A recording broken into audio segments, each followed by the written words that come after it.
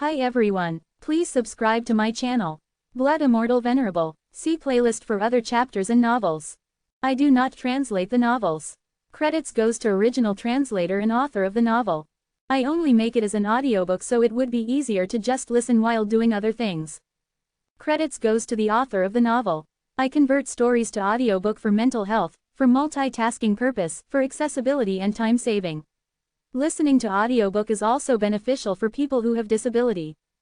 It improves our listening skills and improve our English comprehension, vocabulary and other things. So, thank you for listening. Thank you and thank you very much for your support. Chapter 561, Refining the Body with Star Power. After a long and tiring journey, Zen slowly retracted his consciousness from the universe and stopped his meditation. As his consciousness fell back inside, a tremor suddenly hit Zen's still body, after which, he took a deep breath and opened his eyes, looking at the sky full of stars. Phoebe maintained a distance of over 10 feet from Zen. Her slender body was leaning on the edge of a building as her beautiful eyes quietly stared at the remarkable young man in front of her. She could feel that there was something strange about Zen, but she could not pinpoint exactly what it was. Was it fun to roam about in the great universe? The red dragon laughed and asked as he sensed Zen come back. In the universe, Zen had received quite a lot of shocks and was still pondering over them. At this very moment too, his consciousness was still communicating with the light purple star. He tilted his head and looked at a certain corner of the sky. Thanks to his astonishing eyesight, he was able to distinguish the light purple star in a single glance. I've established a connection with a star, how can I draw upon its power? Zen asked. What, you succeeded at your first attempt only? The red dragon ejaculated in shock. It had taken the red dragon a full 5 years to communicate with the stars for the first time. It was said to be almost impossible to tame a star, and it was even more difficult to establish a connection with the star. In order to communicate with the stars, the red dragon had traveled in the universe for a total of 5 years, before he finally found a star willing to connect with him. However, it was totally different in Zen's case. It didn't even take him a single day. The very first time he had traversed through the great universe, Zen had managed to obtain the acceptance of a star. When he came to know about this, the red dragon was nearly speechless with shock. At that time, the cyan dragon laughed and remarked lightly, "Brother, don't forget, this is Zen's fate in play." "Ha ha, you are right." The red dragon had almost forgotten that Zen was blessed with the fate of a man who was destined to fight and win in this world. The genuine dragon race was very strong, and the red dragon's strength back then had been unimaginably strong. But, even today, his destiny was not necessarily better than Zen's. All those warriors in the world who possessed the fate to fight were said to be the favored ones of the world. This meant that very few creatures could have better destiny and luck than Zen did. Now that Zen had obtained the approval of a star, he would be able to draw out its star power. According to the methods mentioned in the stellar body, Zen tried to communicate with the star with his mind.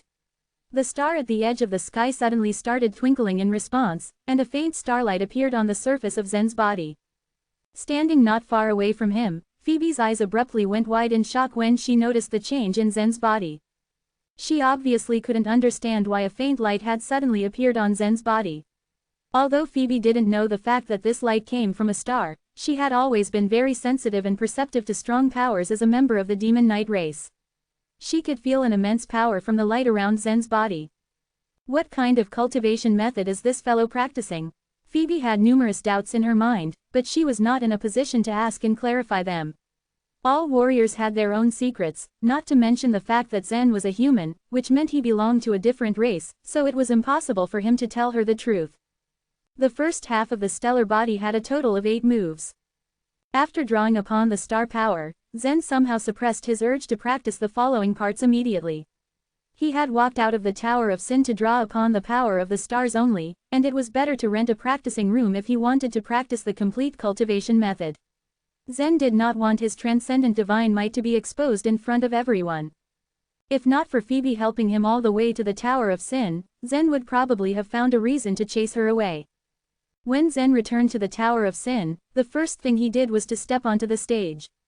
In just a day's time, every single war fighter on the first floor had come to know that Zen was not someone they could defeat. Boris, an important figure of the ogre race, had already warned the ogre race members on the first floor to not attack Zen and stay away. War fighters from the other races too didn't dare to step onto the arena once they weighed their pros and cons against Zen. In this way, Zen encountered what was known as a default victory. As long as he could maintain a streak of this default victory for the next 2 days straight, he would be able to advance to the next floor without any fighting. After leaving the arena, Zen returned to his practicing room and focused on his cultivation. Although he did not have the lucky light to help him improve his cultivation, he still had a lot of things to practice and digest. He practiced continuously till the next day, after which, Zen once again stepped onto the stage and once again encountered a default victory. No living being on the arena dared to challenge him. After 3 consecutive days of default victory, Zen finally obtained the qualification to advance to the next floor. Without the slightest hesitation, Zen entered the next floor of the Tower of Sin. The entire Tower of Sin was comprised of 15 floors. According to Phoebe, floors 1 through 5 were for the war fighters, beyond which, the building was mostly reserved for the war generals. Above 10th floor, the remaining 5 floors were full of warlords. The facilities on the second floor were almost exactly the same as those on the first floor of the Tower of Sin. However, the warriors of the second floor were slightly stronger than on the first floor. As he stepped onto the second floor, Zen saw a woman from the Demon Knight race standing in the center of the arena. As he watched, he noticed that no challenger was daring enough to step into the arena in front of this woman. Just like Zen, the woman from the Demon Knight race was also about to encounter a default victory. The Demon Knight members were known to have stronger bodies than other races. Furthermore, this woman was a war general. The cultivators on the second floor of the Tower of Sin were only very slightly stronger than those on the first floor, and the majority of the creatures here were all war fighters. It was understandable that a woman of the Demon Knight race would encounter a default victory on this floor.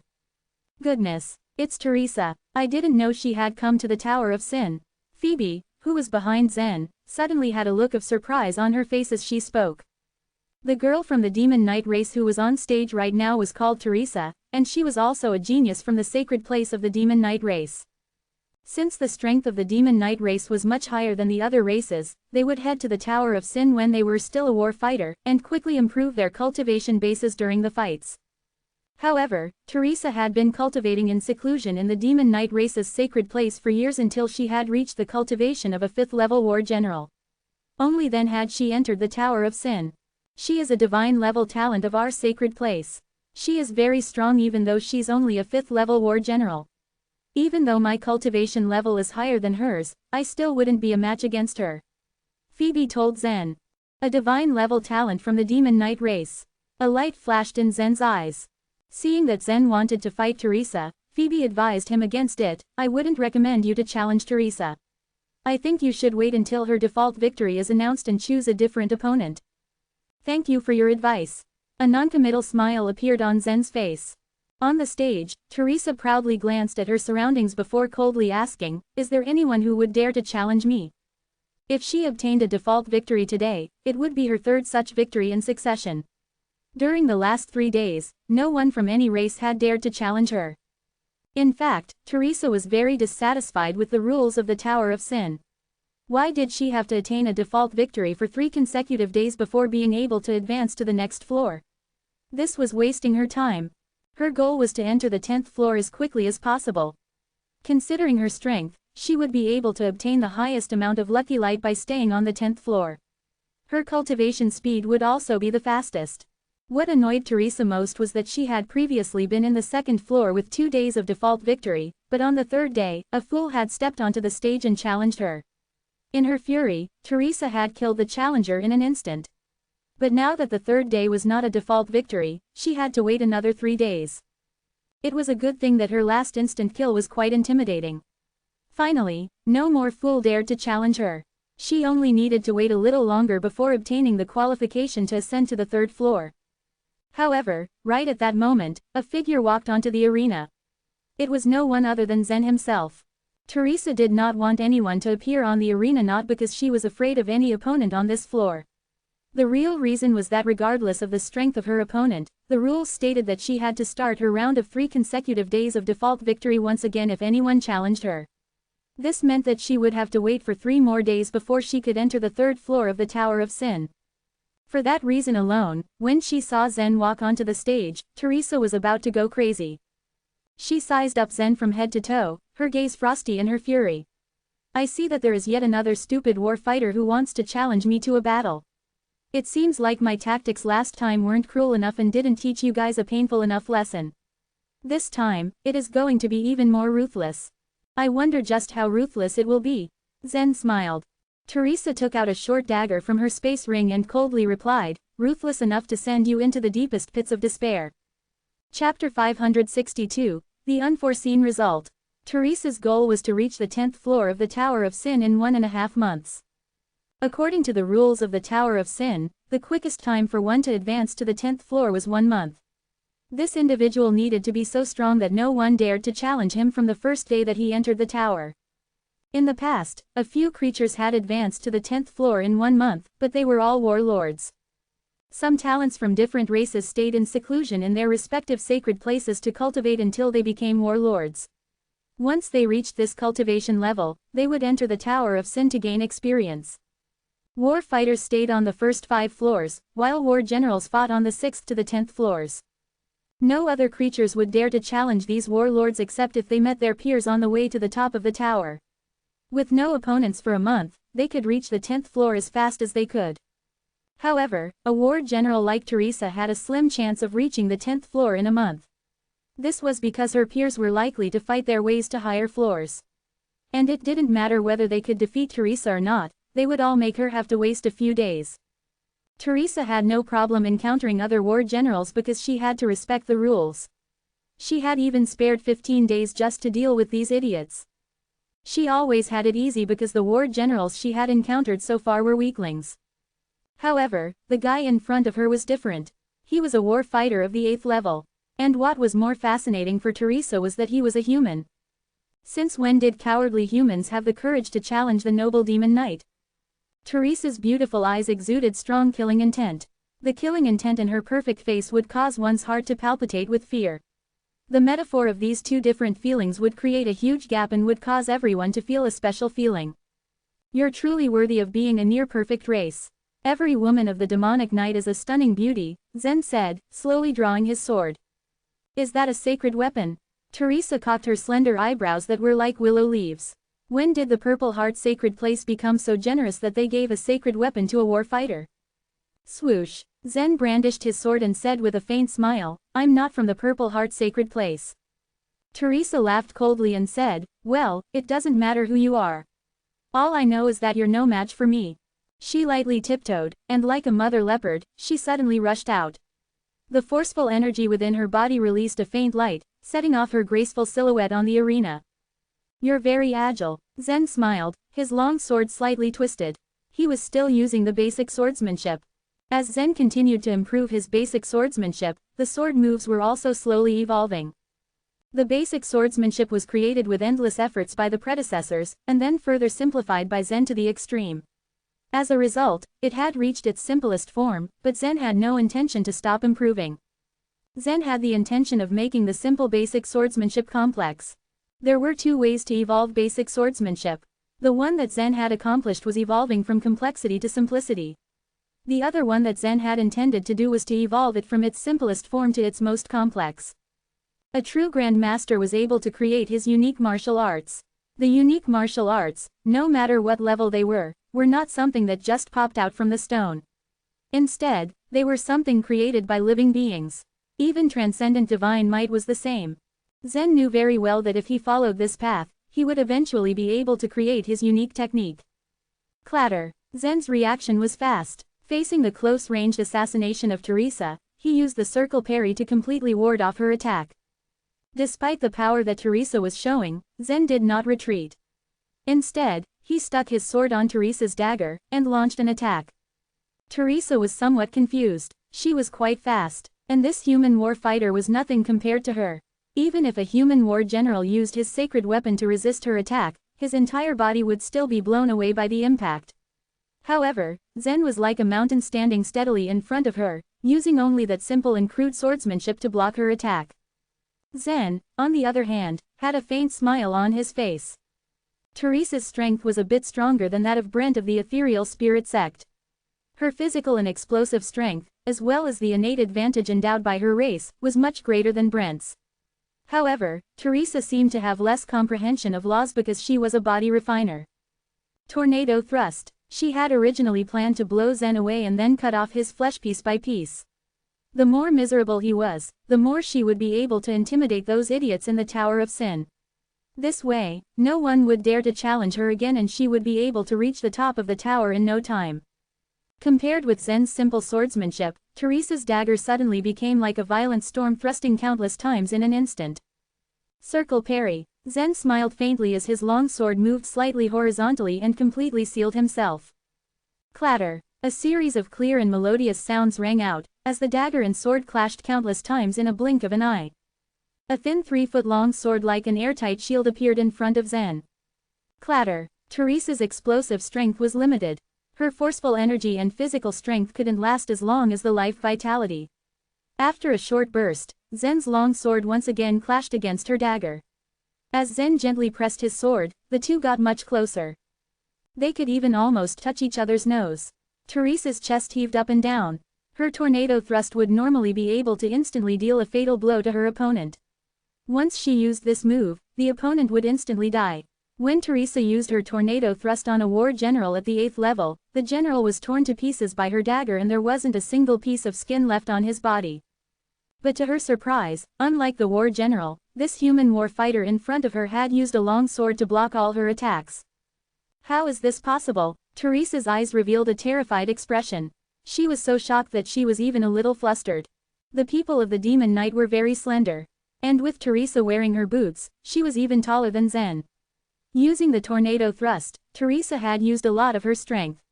She was breathing fiercely, her sweet breath directly brushed against Zen's face. Zen, on the other hand, was still looking at her with a poker face. It is indeed quite vicious.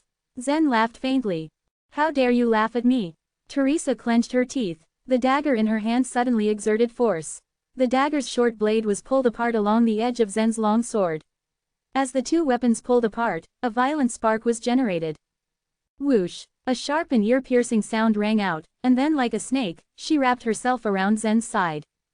In close combat, short weapons had a greater advantage than long weapons. Therefore, Teresa did not intend to pull apart the distance between her and Zen. She tried as much as she could to shorten the distance between them. This way, she could get the advantage in this fight. However, just as Teresa was about to wrap her slender arm around Zen's neck, Zen unexpectedly lowered his head. If she succeeded, then she could have stabbed her dagger into Zen's neck. Although Zen was stronger than her, he wouldn't be so arrogant once her dagger slashed his neck. However, Teresa didn't succeed. Zen lowered his head to dodge, and then turned around and brandished his long sword, the blade of the sword slashing horizontally at Teresa's buttocks. As this event unfolded, Phoebe became anxious and even screamed. She covered her mouth not to distract Zen from his fight. Meanwhile, in the spectator stands, someone suddenly stood up. He was a warlord from the Demon Knight. As a divine-level talent of the Demon Knight's sacred place, it was impossible for Teresa to enter the Tower of Sin on her own. Therefore, she had elders of her race to protect her all the way. According to the warlord's assessment, Teresa wouldn't have any trouble completing the first 9 floors of the tower with her current strength and power. But as for the human brat challenging Teresa, the warlord had a bad feeling about him. It was already strange that he had a girl from the Demon Knight following him, given that he was just an ordinary war fighter. Even a 10th level war general was no match for Teresa. Any cultivator superior to Zen wouldn't even dare to challenge Teresa, so naturally, the warlord wasn't worried at all.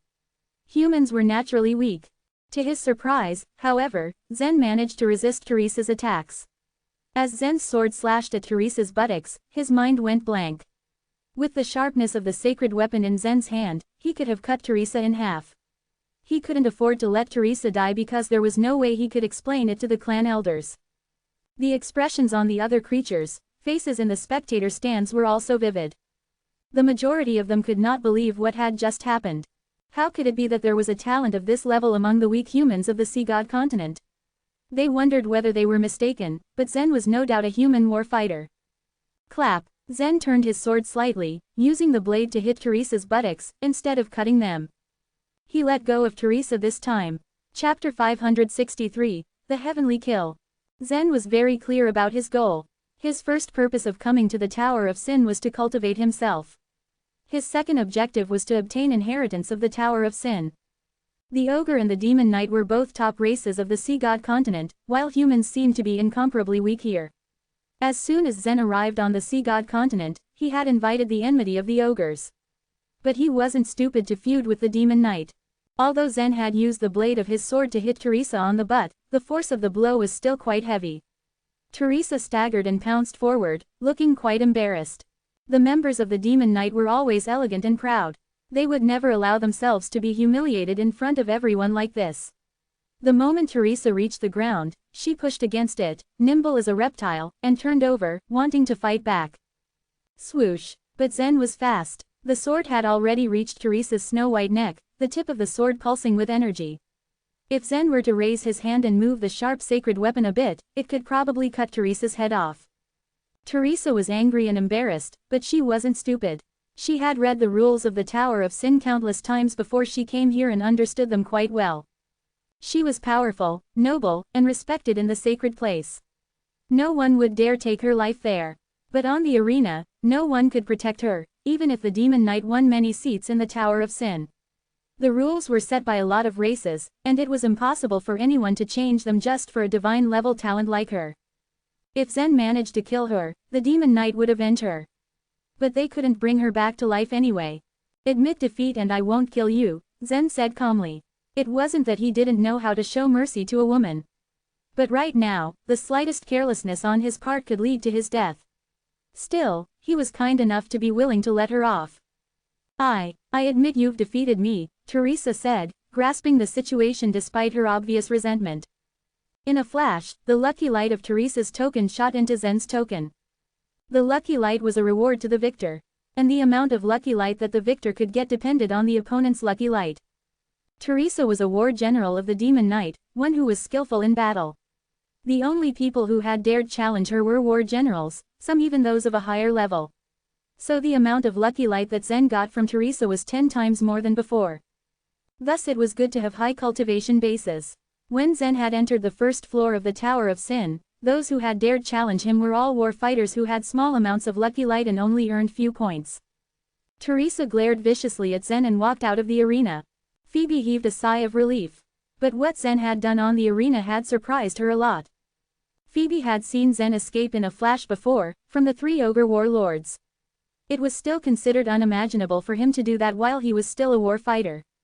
However, it was difficult for Phoebe to estimate Zen's actual strength, mostly because it was rather obvious that she didn't take Zen to be an ordinary war fighter. But she had also not expected Zen to be unbeatable to this extent. There was another wave of whispers in the auditorium. No wonder Boris warned us not to be reckless and fight with him. This guy is a human war fighter, but he can even defeat a Demon Knight war general. Is she just a Demon Knight war general? That woman from the Demon Knight is a divine-level talent from the Demon Knight's sacred place. You can't treat her as a normal war general. But she has still been defeated by the human war fighter. Aren't human beings supposed to be more difficult to deal with only after they become unbeatable, warlords or war sages? Since when has their grand sacred place cultivated such a great genius? I think he said that he isn't from the grand sacred place. If this guy keeps attacking and triumphing over others floor by floor in the Tower of Sin, I'm afraid that the human beings will win one more seat.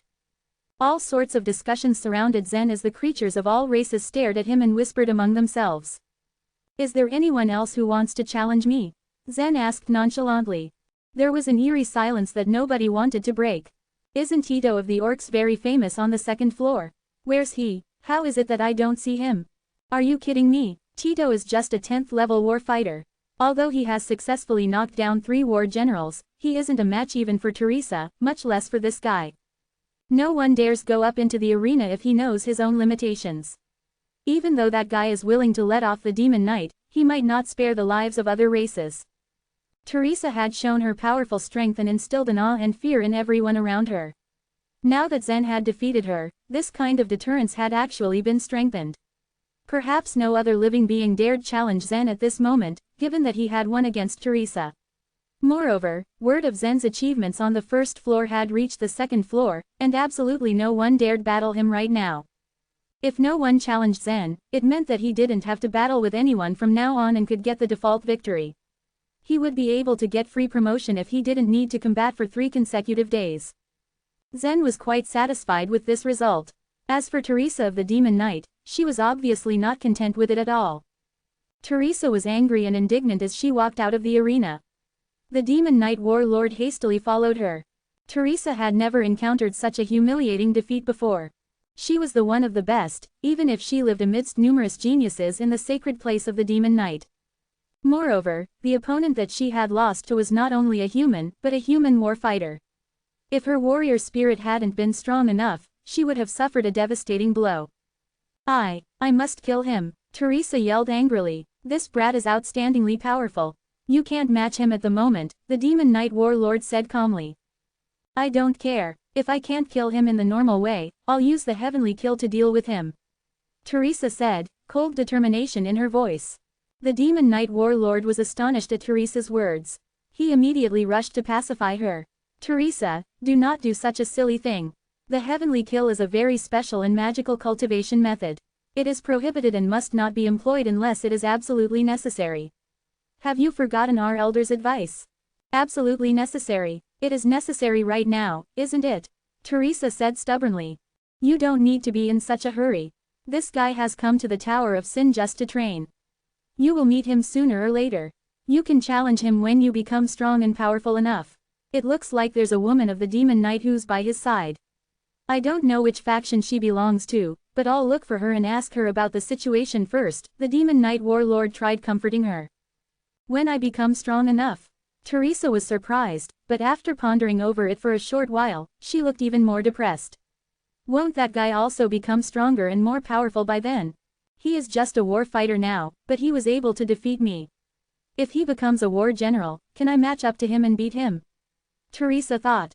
The Demon Knight warlord had also realized this, but that was the only way he could use to comfort her. But it looked like his advice was useless. In the end, the Demon Knight warlord could only sigh. But luckily, Zen did not seem to have any intention of killing Teresa. Teresa was just too arrogant. It was probably good for her to taste defeat during the battle in the Tower of Sin. This experience could be considered exercise for her warrior spirit. Since no one had challenged Zen, he left the arena, and Phoebe followed closely behind him. Just like Teresa, Zen also wanted to get to the top floor of the Tower of Sin as soon as possible. He had no interest in fighting with those war fighters, but according to the rules of the Tower of Sin, he had no choice. This time, when Zen arrived at the living quarters on the second floor, he saw quite a few women by the side. There were women of all races, including ogres, orcs, human beings and other races. There were even women from the Demon Knight.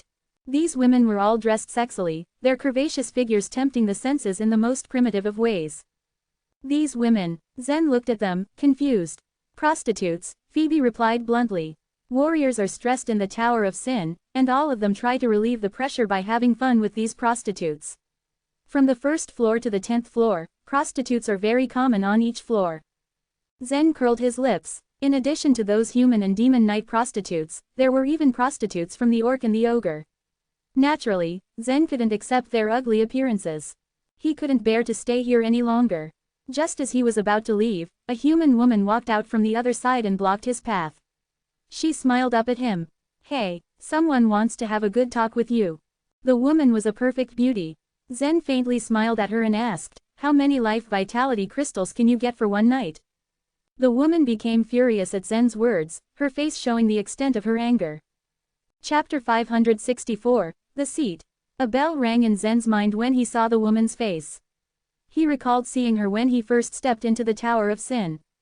The first time that Zen saw this woman, she was standing next to the human war general named Dylan. However, that time, she was completely silent during Zen's unpleasant encounter with Dylan. The famous Purple Heart sacred place might be a prominent place, but it didn't leave a good impression on Zen. If the place was full of idiots like Dylan, he thought that there was no need to have further contact with any of these idiots again. Therefore, when the woman approached him, he instantly felt annoyed and acted rudely. The woman's name was Olivia Shaw, and she was extremely angry at Zen's attitude. She was a 9th-level war general of the Purple Heart sacred place and deserved a better treatment. Yet, Zen regarded her as a prostitute.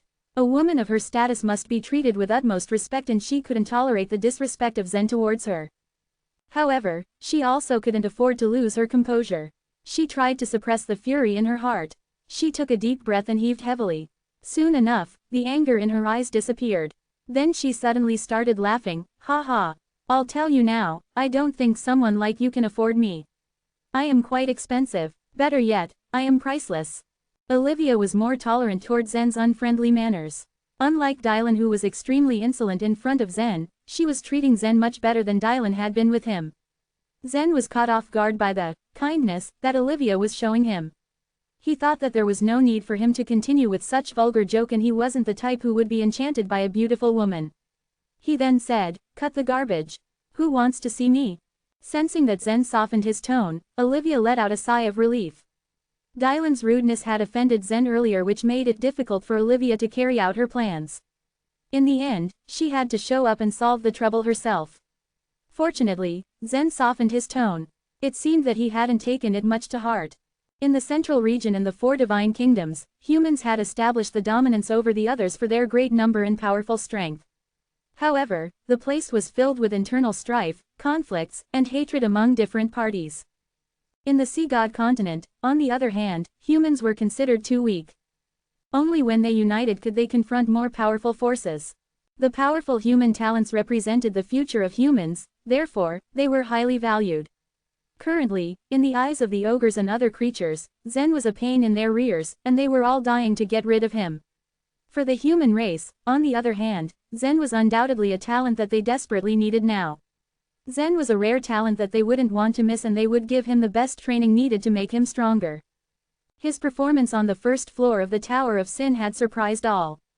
Despite being a war fighter at the 8th level, he defeated a divine-level talent of the Demon Knight with ease. This had never happened before in the history of humans.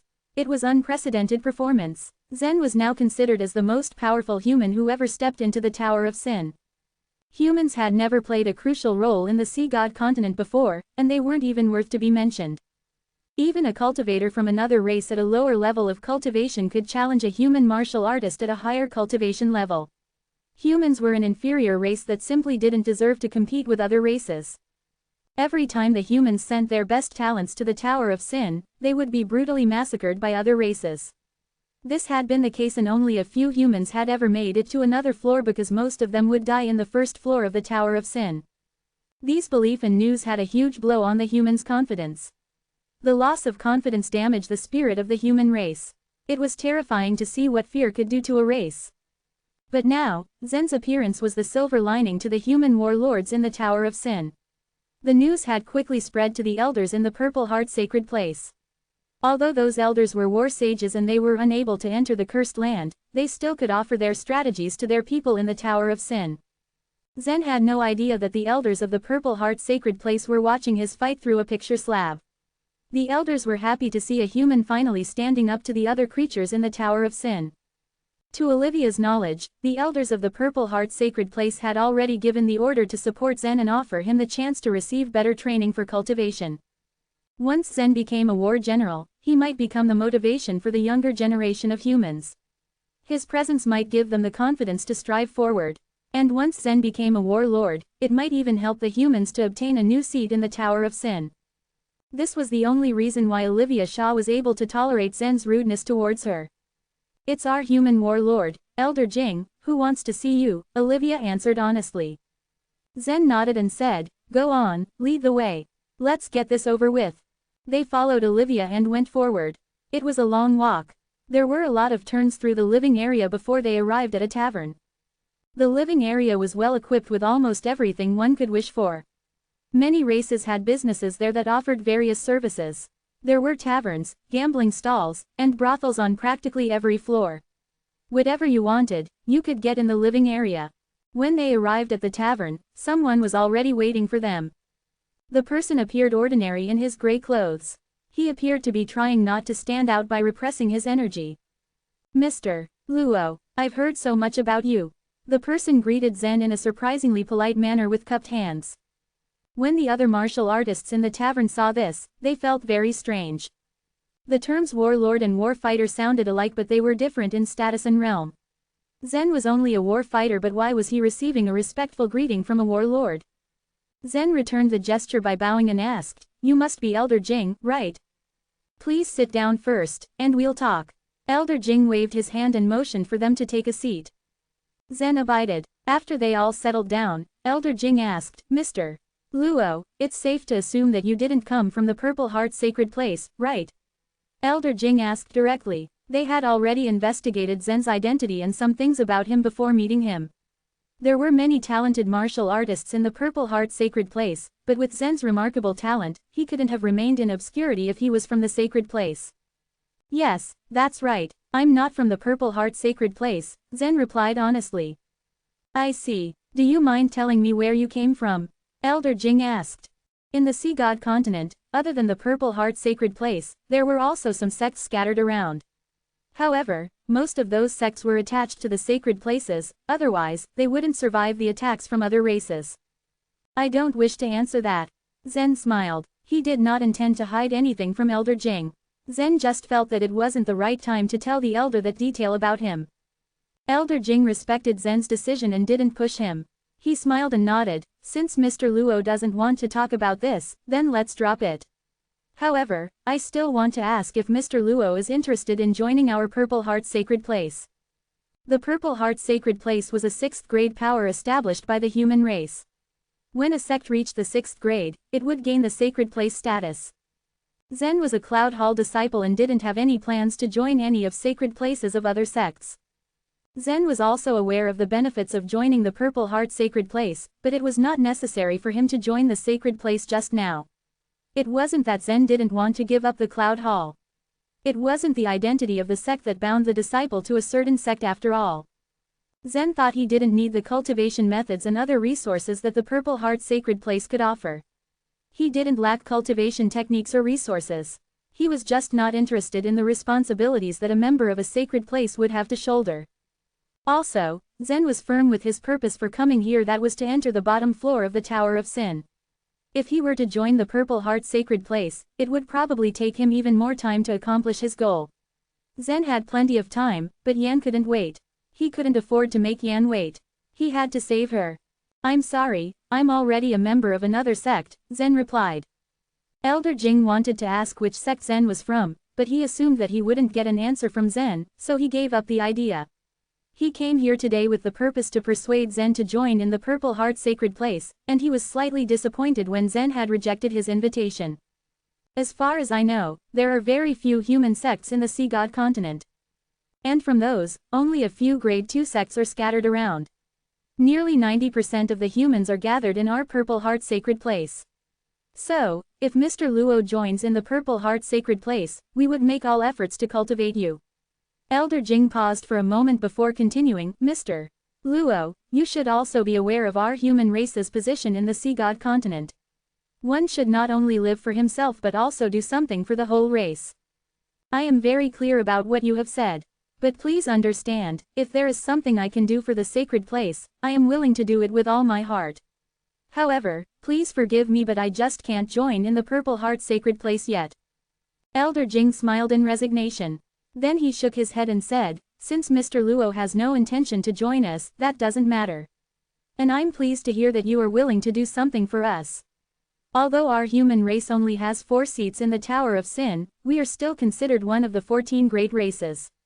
If you need our help, please do not hesitate to ask. Seat, what is it? Zen asked. The seat represents the right to enter the top of the tower. Only by obtaining a seat in the Tower of Sin would one have the right to enter the top of the tower, Elder Jing replied. But there is another responsibility for the ones who own the seats now, and that is to establish the rules and punishment of the Tower of Sin. On the 15th floor of the Tower of Sin, there are a total of 128 seats. Every so often, the seats will be rotated according to the strength of the cultivators. But unfortunately, we humans have only a few seats. We only take 4 seats out of the 128 seats. The right to enter the top of the tower. Zen's eyes glittered with excitement.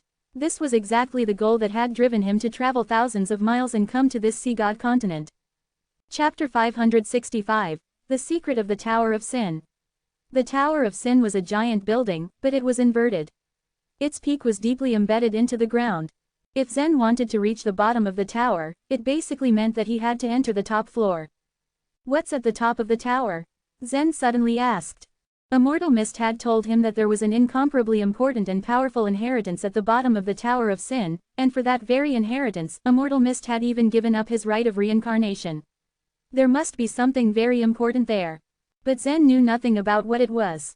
You don't know. Elder Jing looked at Zen with a strange expression on his face. Almost all of the sacred places on the Sea God continent had been developed based on the Tower of Sin. Every single warrior on this continent knew that in order to reach a higher cultivation level, they needed to enter the Tower of Sin. Only by entering the top of the Tower of Sin would a warrior get a chance to stand at the top of this continent. Even though Zen was not from the Purple Heart sacred place, how could he not know about the Tower of Sin? The information wasn't a big secret, so Elder Jing immediately told him, at the bottom of the Tower of Sin, there is a huge cave. We call it the Dark Nether Cave. It is filled with dark nether death light for almost the entire year. Even if a level 10 warlord were to enter the cave during those times, he would be instantly killed by the dark nether death light. Dark nether death light, it can instantly kill a level 10 warlord, Zen exclaimed. In the cursed land, the strongest warriors were level 10 warlords only. War sages were unable to enter. Otherwise they would be killed instantly by the curse. Then who could enter the dark nether cave without being killed? Elder Jing saw Zen's doubtful expressions and immediately explained, because of the dark nether death light, we are unable to enter the dark nether cave for most of the year. However, every year, for one single month, the dark nether death light gets greatly weakened. At that time, all races would enter the cave to look for opportunities.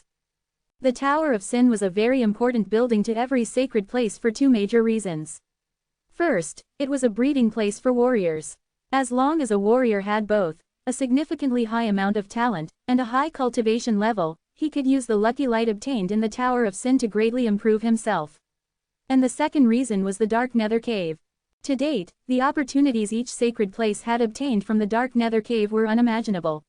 For example, the Purple Heart sacred place was built by one of the human warriors, who had once obtained a seat in the Tower of Sin and found a great opportunity in the Dark Nether Cave. He was then known as Purple Heart Warlord. It was precisely because of that opportunity that the Purple Heart Warlord had been able to step foot inside the Soul Sea realm and lead the human race to establish the Purple Heart sacred place. This allowed the human race to gain a foothold on the Sea God continent. I have to get a seat just to enter the Dark Nether Cave? Zen asked. Elder Jing smiled slightly, shook his head and said, not everyone necessarily gets a seat. According to the rules of the Tower of Sin, each seat grants the seat-bearing race 5 licenses to enter the Dark Nether Cave. If you can enter the 10th floor of the Tower of Sin, you may be able to enter the Dark Nether Cave once you get a license. We humans have 4 seats, which means we have a total of 20 licenses. Zen asked. Yes, Elder Jing nodded. If you can enter the 10th floor when the Dark Nether Cave opens, we can consider giving you a license. Zen's eyes lit up and he smiled, thank you, Elder Jing. Elder Jing shook his head and said, we humans have been weak for so many years. We have to help each other all along. In fact, the human race did not lack talents. On the contrary, the elders in the Purple Heart sacred place were quite powerful. Otherwise, the grand sacred place would have been destroyed by the other races long ago. What went against them was the fact that the human race had not produced a new and strong warrior for a long time now. For example, in the sacred place of the Demon Knight, divine-level talents like Teresa would appear almost every year. In the past 10 years, the human race had only produced 3 divine-level talents, and one of them had even died in the Tower of Sin. If this situation was not changed and the younger generation failed to keep up, then when the elders of the Purple Heart sacred place ran out of their lifespans and finally kicked the bucket, the grand sacred place would truly decline. Just as they were chatting, a thunderous laughter came from the entrance of the tavern. 2 figures that were the size of small mountains walked in. Ha ha, I'm afraid there won't be any licenses for humans this year. Human boy, it's useless even if you thank him. The one who spoke was an ogre warlord. Warlords usually stayed on the 11th to 15th floors and rarely entered the lower floors. Elder Jing had especially come down to see Zen. These 2 ogre warlords had also come to the 2nd floor for Zen only. Yes, Dawn is right. Humans only have 4 seats. And to be frank, I wonder if they can keep those seats this year. That human brat called Elmer Ning has been cultivating in seclusion for a long time, but no matter how long he stays in seclusion, he will be still killed by my single slap. Ha ha, sneered the other ogre warlord. Brat, why don't you join us? We have 26 seats. That's over 100 licenses. It would be easy to bring you along. Dawn mocked. Elder Jing's face darkened. Although there were conflicts between various races in the Tower of Sin, they usually dealt with each other in the arena. It was rare for them to provoke others in such a manner. These two ogres were warlords, but they were acting like jerks. Although humans were weak, they could not afford to be humiliated in front of others like this. Elder Jing was about to speak up when Zen himself suddenly stood up. He said with a smile, "Guys, do you know a war general called Boris?" "Yes. He's the most talented warrior of our flaming ogre sacred place." Dawn replied with a mocking smile. "Boris is good," Zen complimented. Dawn replied proudly, "Of course he is. Our flaming ogre sacred place is full of talents. He is the most talented one among all the talents." "I'm not saying that I admire his talent," Zen suddenly said seriously. "In your opinion, Boris' talent is pretty good, but it's not worth mentioning in my eyes. I'm saying that his mentality is much better than yours. Although you are warlords, you act like hooligans. Other than your cultivation levels, what else do you really have that can justify your title of warlords? Strength, aura." Zen's words were so harsh that the two ogres were lost for words. Dawn's face darkened. He suddenly took 2 steps forward and his majestic aura pressed down on Zen's head. Elder Jing also quietly got up and was about to stand in front of Zen, but Zen gently waved his hand, signaling to Elder Jing not to do so. Instead, Zen took 2 steps towards Dawn. The two were now only a few inches apart. War fighters would probably shiver in the face of a warlord, especially after being oppressed by his soul pressure. It was highly likely that they would get injured. Fighting was prohibited in the safe area. But the ogres were noted for their overbearing manners. Even if there was a dispute, the ogres involved would eventually get away with it unharmed. After all, they had 26 seats among the more than 100 seats in the Tower of Sin. Dawn had not intended to blow up the situation. He had only wanted to scare the trash out of this human brat. However, Zen had had a faint smile on his face from beginning to end. He stared at Dawn as if he was not afraid of him at all, and then sneered, "You're merely a level 1 warlord. You think you are somebody. Your aura is even inferior to that of Boris. Other than your cultivation level, you are nothing." When Elder Jing saw Zen's calm expression, he was both surprised and happy. What he didn't know was that, even a war sage from the Purple Heart Sacred Place wouldn't be able to suppress Zen with just his aura, let alone a mere warlord. The war sages of the Sea God continent were at the same level as the warriors at the life and death realm of the Central region. Back in that place, Zen had remained unmoved even while facing Eddie's oppressive aura. So how could this warlord affect him? Arrogant. Seeing that his aura was indeed unable to suppress Zen, Dawn felt somewhat helpless. It was just as the rumors said, Zen was indeed a monster. Arrogant. Ha ha. This time, it was Zen who laughed heartily. "Let me show you whether I'm arrogant or not. I'll let you feel the true aura I have." After saying that, Zen stared at Dawn, his eyes lighting up. With his soul at the fighting soul realm, he could cast forth quite an intimating aura. Chapter 566, Unbelievable. It was known that one's aura depended on the strength of his or her soul. The stronger the soul was, the more oppressive one's aura would be. As for Zen, he restrained his aura after his soul had entered the fighting soul realm. Only strong warriors could see how powerful his soul was, whereas normal people wouldn't be able to detect it at all. Souls at the fighting soul realm were something that even war sages found difficult to obtain. The ones who could have them were only those who had stepped foot inside the soul sea realm. The tavern was full of chatter and the smell of food, when a sudden majestic aura burst out from Zen's body and spread everywhere like a tidal wave. The surge struck Dawn first, who was in front of him. The surprise hit made Dawn's eyes widen to the size of saucers. The human war fighter in front of him was truly like a fearless beast. But since Zen had just arrived at the Tower of Sin, he did not attack with his soul. Moreover, there were too few humans in the tower, which made attacking an impossible option. If the other races joined forces to assault him, Zen would surely lose. After all, there were many level 10 warlords as well in the Tower of Sin. While Zen's aura exploded, his body also released the malicious aura stored in the Killing Sword Mountain. His soul pressure and surging malicious aura made him look like a god of slaughter. Pock! A waiter with a jug of wine came over to serve drinks.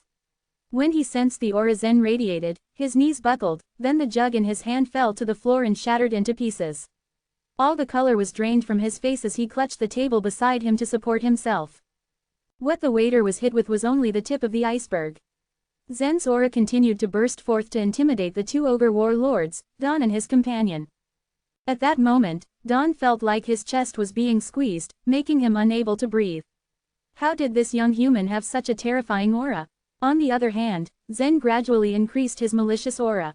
Don's entire body shook with fear and his teeth chattered loudly as he took 2 steps backward. It seemed that Zen's method worked as both the ogre warlords trembled nervously. Both of them had just made a breakthrough and became warlords. They felt like they had touched upon a new domain and reached the upper echelon of the Tower of Sin. In the Tower of Sin, war fighters were at the bottom, war generals were at the middle, and the warlords were at the upper echelon. After Don and his companion became warlords, they heard rumors among the ogres that an extremely powerful human had appeared. With that, they thought that this level 8 war fighter deserved to be humiliated. But who would have thought that the human would be so terrifying? Regret and embarrassment coursed through their beings. If this had spread, they wouldn't have any faces to show the ogres at all. 2 ogre warlords got beaten by a human war fighter. It was so humiliating. However, there was no way they could resist now, unless they started a fight. Then again, there was a human warlord in the tavern as well. Even if they tried, they might not be able to win.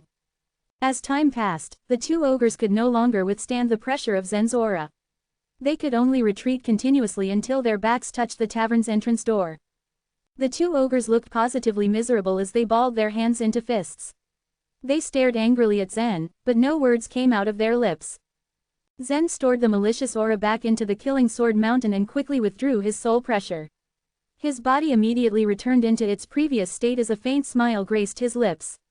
He gave off the feeling of a spring breeze, but who would have thought that this young man's aura had forced the 2 ogre warlords to retreat just now? Do you still want to humiliate yourselves? Zen said lightly when the 2 ogres had yet to leave. Don glared at Zen with clenched teeth. In the end, he could only leave. He left Zen with angry parting words, "We'll meet again. Just wait and see." With that said, he and the other ogre warlord left. When Zen's aura spread out just now, it attracted many of the surrounding creatures, including war fighters and war generals of various races. The moment they saw that it was a human war fighter who forcefully used his soul pressure to drive the 2 ogre warlords out of the tavern, their jaws dropped in astonishment. Is that guy really a human war fighter? He is indeed a level 8 war fighter. His name is Zen Luo. He recently entered the Tower of Sin. If we can't defeat him in the arena, he'll ascend to the top floor. I'm afraid that the humans would have another seat. When did such a talent appear in the human race? Not even the ogres or the demon knight would have someone as powerful as him. Are you joking? This has never happened in our sea god continent since the ancient times. His soul pressure forced back 2 ogre warlords. This is simply unimaginable. If it wasn't for the fact that the humans and ogres are not in good terms, I would have thought that they were acting. Many of the creatures chattered among themselves by the door. Meanwhile, Olivia remained seated in her original position and stared blankly at Zen. She was from the Purple Heart Sacred Place, and used to be a proud girl. None of the young men in the sacred place had ever caught her fancy. Humans were considered weak on the sea god continent. Thus, the talents of the Purple Heart Sacred Place rarely went out to gain experience, and Olivia was no exception. When she had just gotten out of the sacred place, she had thought that she was the best warrior in the world, and everyone else was inferior to her. However, realization hit her when she and her companions entered the Tower of Sin.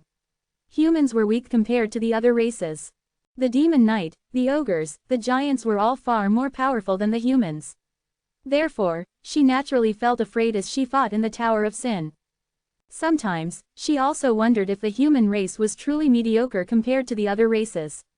For instance, the demon knight members were innately strong and were born without any impurities in their bodies. They were already nature creatures since birth.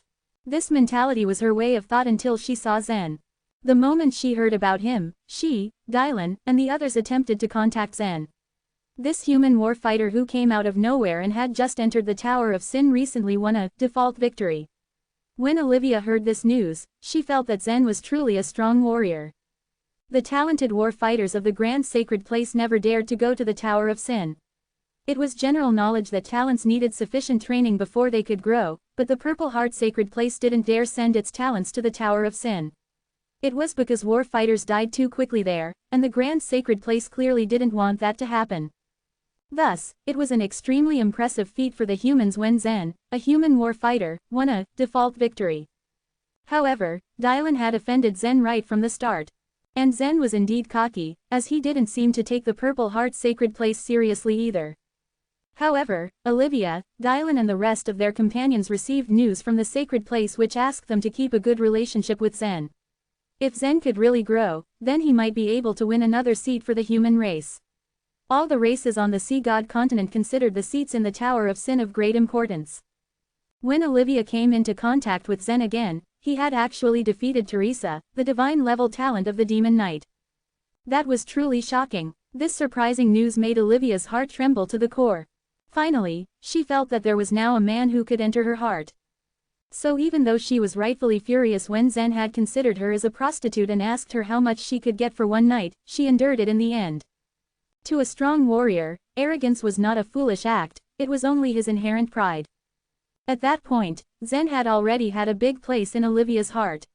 She thought that even though Zen was only a level 8 war fighter, he could probably fight against a level 9 or even a level 10 war general. She felt that she might have overestimated Zen with that thought, but never had she expected Zen to successfully force 2 ogre warlords to retreat by just relying on his own aura. That was simply unbelievable. Suddenly, Zen became truly mysterious and even unattainable in her eyes. Now, majority of the human talents came from the Purple Heart sacred place. The remaining human forces came from smaller sects that allied themselves to the sacred place. In that case, where did Zen come from? Chapter 567, The Smile. Elder Jing's face broke into an even wider smile. Zen's appearance gave him hope for the Purple Heart sacred place's destiny. Perhaps, with his presence, its state would finally improve. The 100 clans were all fighting for supremacy in the Sea God continent and there was hope for the humans to take back their place in the sun. The human race had the capability of cultivating life vitality which gave them unparalleled superiority. Moreover, they had been able to produce 2 divine-level talents both 300 and 100 years ago, respectively. These 2 divine-level talents that were produced had the highest chances of reaching the Soul Sea realm. Unfortunately, they weren't able to do so. The first divine-level talent was killed by another race the moment he left the Purple Heart sacred place while the other talent became really strong but then perished in the dark nether cave. There was great opportunity but also great danger in the dark nether cave that even warlords could face sudden death. But Zen was, dare Elder Jing say it, different. His strength far exceeded that of an ordinary war fighter and had been enough to fight a 10th grade general. To add to that, his soul seemed to be even strong enough to suppress a warlord. This young man might just be the one to reach the Soul Sea realm and when he did, he'd be unstoppable. By then, it was possible that nobody in the entire Sea God continent would be able to curb his strength. Because of the potential Elder Jing saw in Zen, he did not feel the need to restrict his assistance to the young man through the use of the many resources of the Purple Heart sacred place. Elder Jing's purpose had been achieved after meeting with Zen. In fact, he actually wanted to go further and invite the young man into the Purple Heart sacred place. They had a transmission array that led to the Purple Heart sacred place in the Cursed Land and if the powerful ones in the Soul Sea realm would be willing to lend Zen the Purple Heart plate for his use, then it would be for the best. However, he understood that such a thing was too much. Even divine-level talents did not receive such treatment and he did not really have a say on such matters, so he chose to just keep his mouth shut. Just as he left with Olivia and the others, the young woman turned her head towards Zen. You still don't know my name. Zen smiled pleasantly. What's your name? Olivia returned his smile with her own. Olivia Shaw, she told him before leaving with Elder Jing. Upon returning to his living quarters, Zen immediately rented a new cultivation room and continued refining the lucky light he had obtained from Teresa, which increased his cultivation at an extremely fast rate.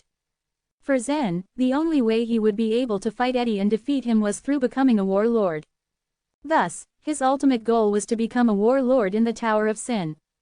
He had only experienced a few battles after entering the tower. He had fought with those war fighters on the first floor, while the lucky light he had obtained allowed him to advance from a level 7 to a level 8 war fighter.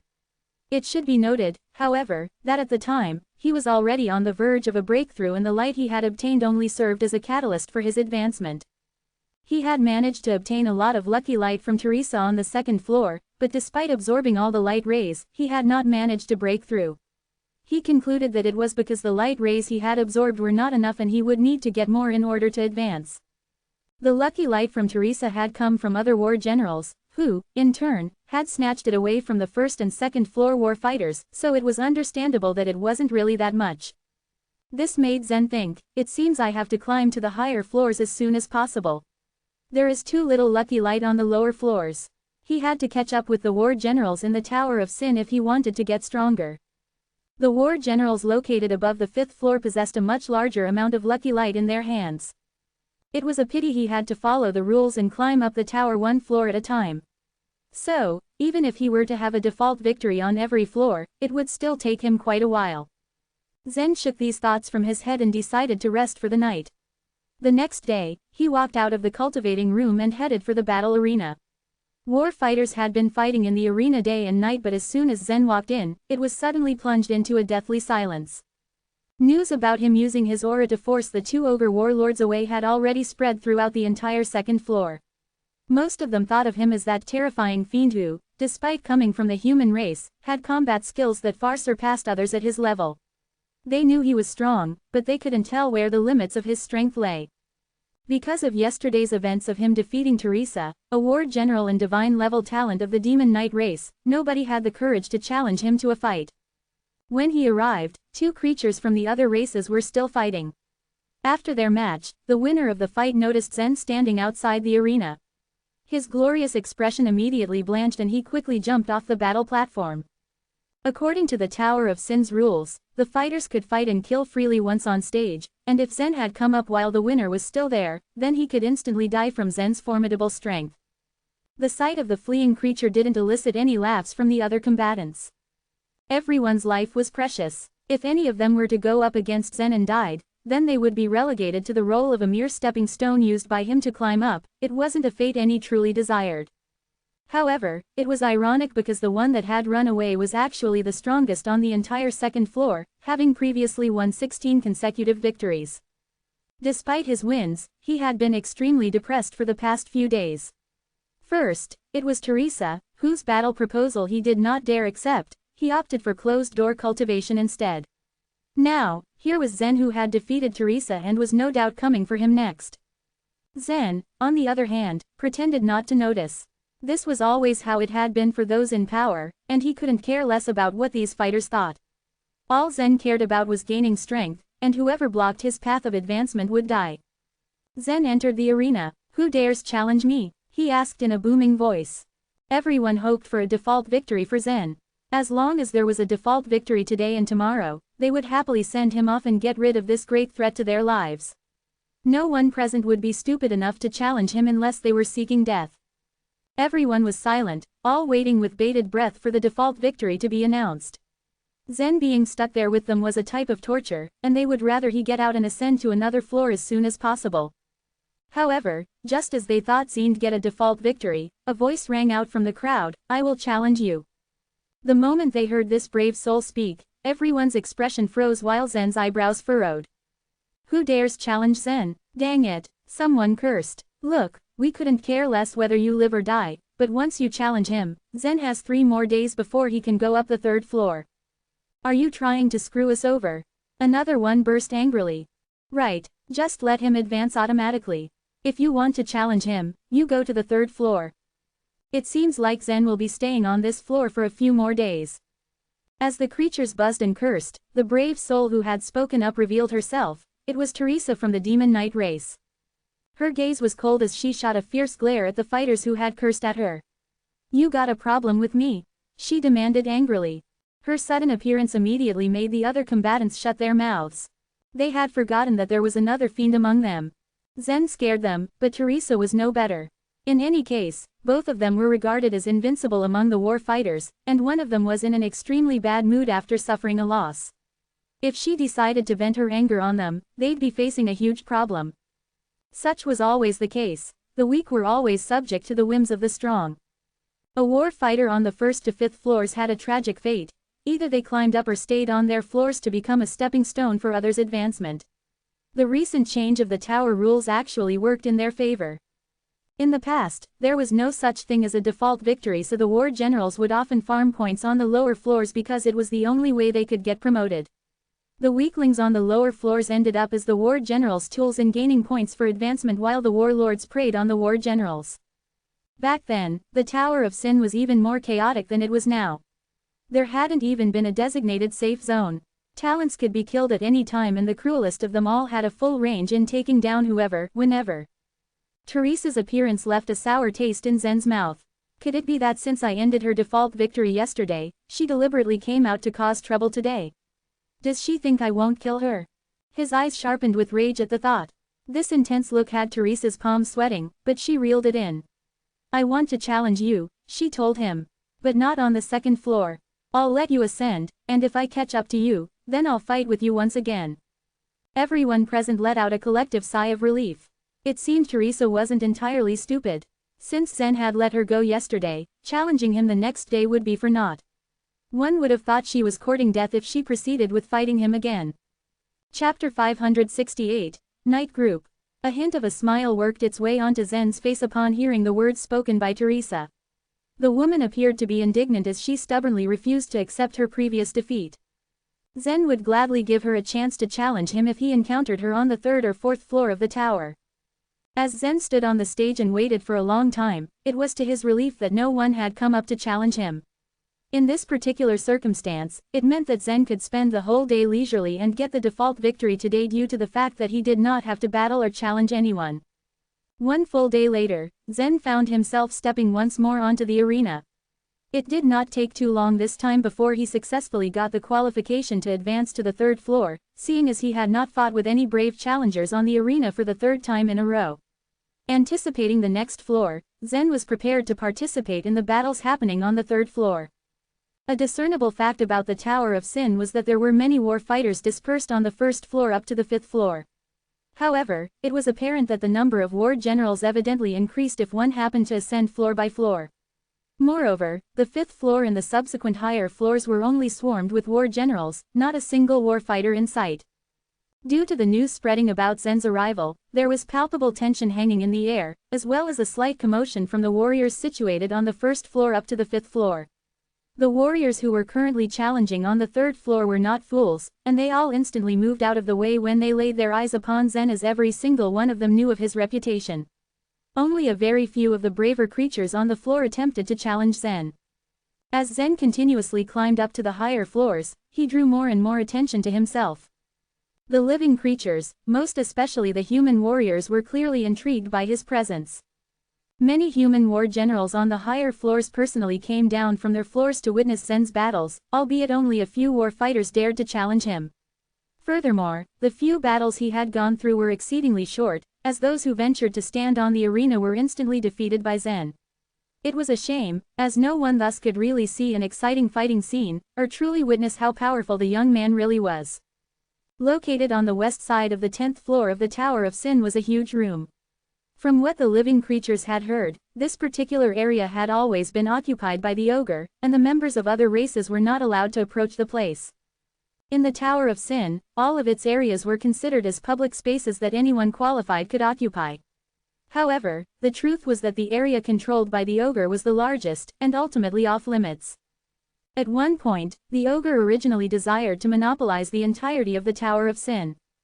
As a matter of fact, the ogres had nearly succeeded in achieving their mission and even managed to throw others out of the Tower of Sin. The desperate attempt to dominate the place also led them to prevent other creatures from entering it, which was an extremely controversial matter at the time. In those days, the ogre had occupied over 60 seats in the Tower of Sin. As the race with the most powerful force in the Tower of Sin, the ogre back then had the ultimate authority of suddenly issuing an order which contained the elimination of all the living beings from other races out of the Tower of Sin. The worst part of the mandate was that every single creature who refused to leave was killed inside the tower mercilessly. The ogres were triumphant in carrying out their plan during that period of time. Other than the ogres, no living creatures from other races remained in the tower for the fear of being executed. Thus, all of them had been expelled against their will. During that withering month, only the ogres were able to freely enter and use the Tower of Sin. However, this move of the ogre was a great nuisance, as their arrogance in owning the place was based solely on their strength, much to everyone else's disdain.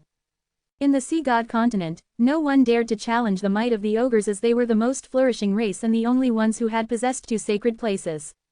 It was hopeless for the other races even if they revolted against the vastly powerful ogres, due to the ill-fated notion that the ogres could still remain unbeatable against their attempt. But if they all cooperated together to attack the ogres, they could be very powerful.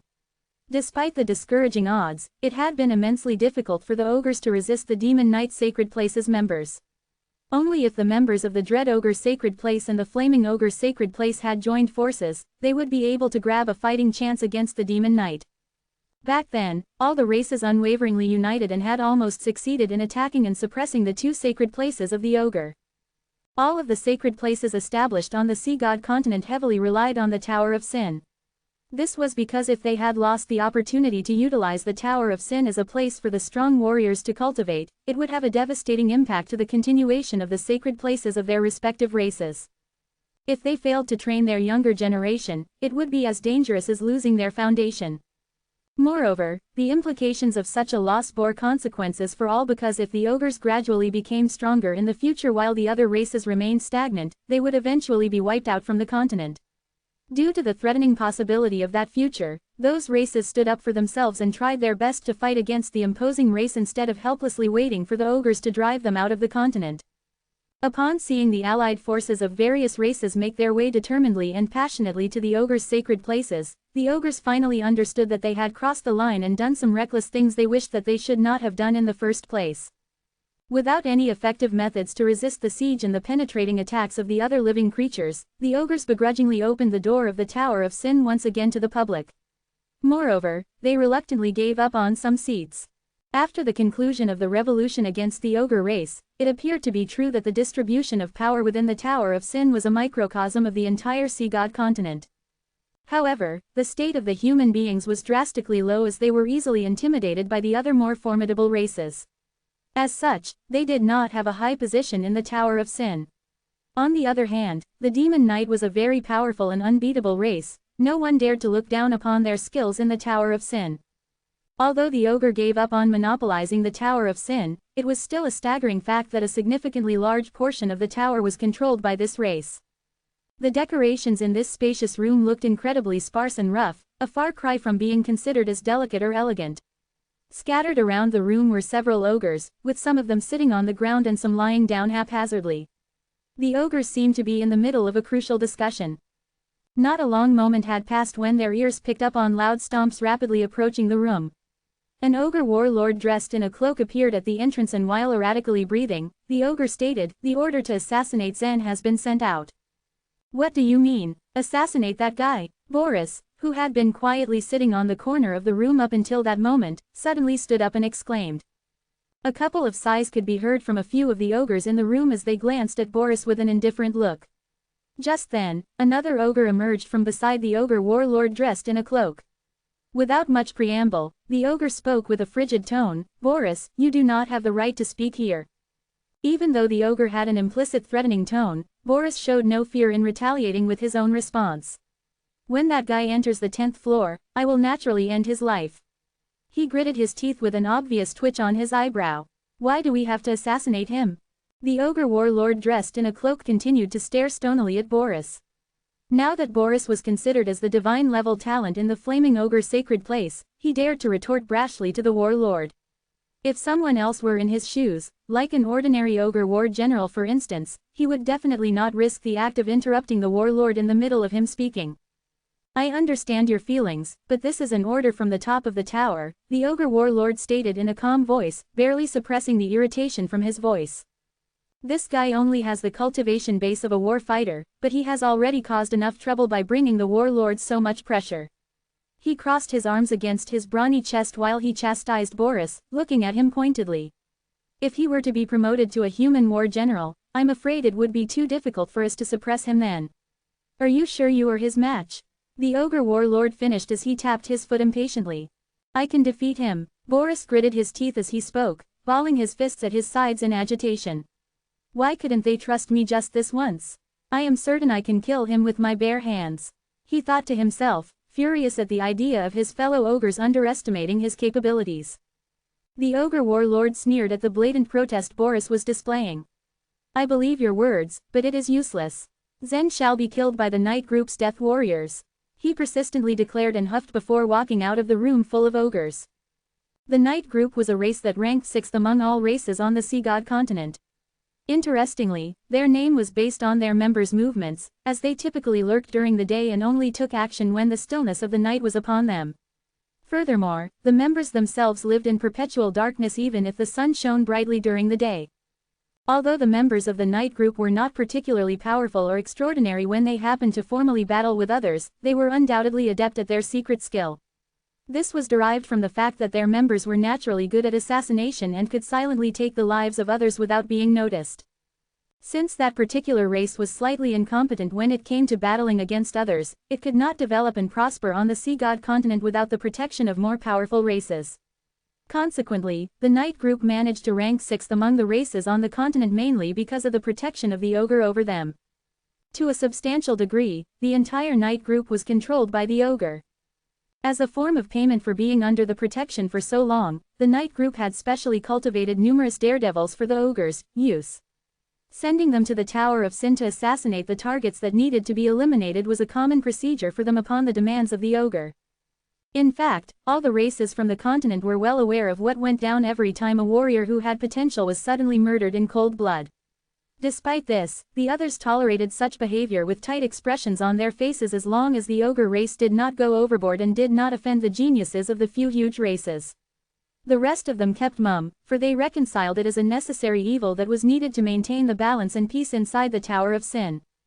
Back in the day, the ogre had never bothered to send a daredevil to kill human beings. As the cost of cultivating a daredevil assassin was particularly too high and the human beings were weak to begin with, they did not deserve such a special treatment. Albeit it was vastly different this time around, because Zen had extraordinary skills and strength that undeniably attracted the attention of other living creatures in the tower. From the moment he had stepped into the Tower of Sin, he even gained the interest of the masters at the top of the tower and promptly left them speechless. In former times, there had been geniuses from other races who had appeared with a great potential and swiftly enhanced their skills, as they continuously climbed up to the higher floors in the Tower of Sin. However, all of them had been strong war generals. By the complete surprise of everyone, Zen started as a mere war fighter and effortlessly kept on rising to the higher floors. In addition, the Tower of Sin subsisted also as a sacred place for cultivation. Every single living creature of every race was well informed that the cultivation base could be exponentially increased by taking advantage of the lucky light. Once Zen managed to climb his way to the top of the tower, the consequences would be unimaginable. An upset of the hierarchy would definitely happen. Visible disappointment was painted across the face of Boris. Although he was immensely looking forward to fighting with Zen, the words uttered by the warlord enabled him to understand that he could not obtain such a chance. Although it left a bitter taste in his mouth, he silently acquiesced upon knowing well that the Knight group assassins were indeed a force to be reckoned with. Given the fact that none of those who had become the targets of the Knight group assassins were able to escape their fate of being assassinated, it was safe to assume the same would happen with Zen. The assassins had been successful for so many years after all.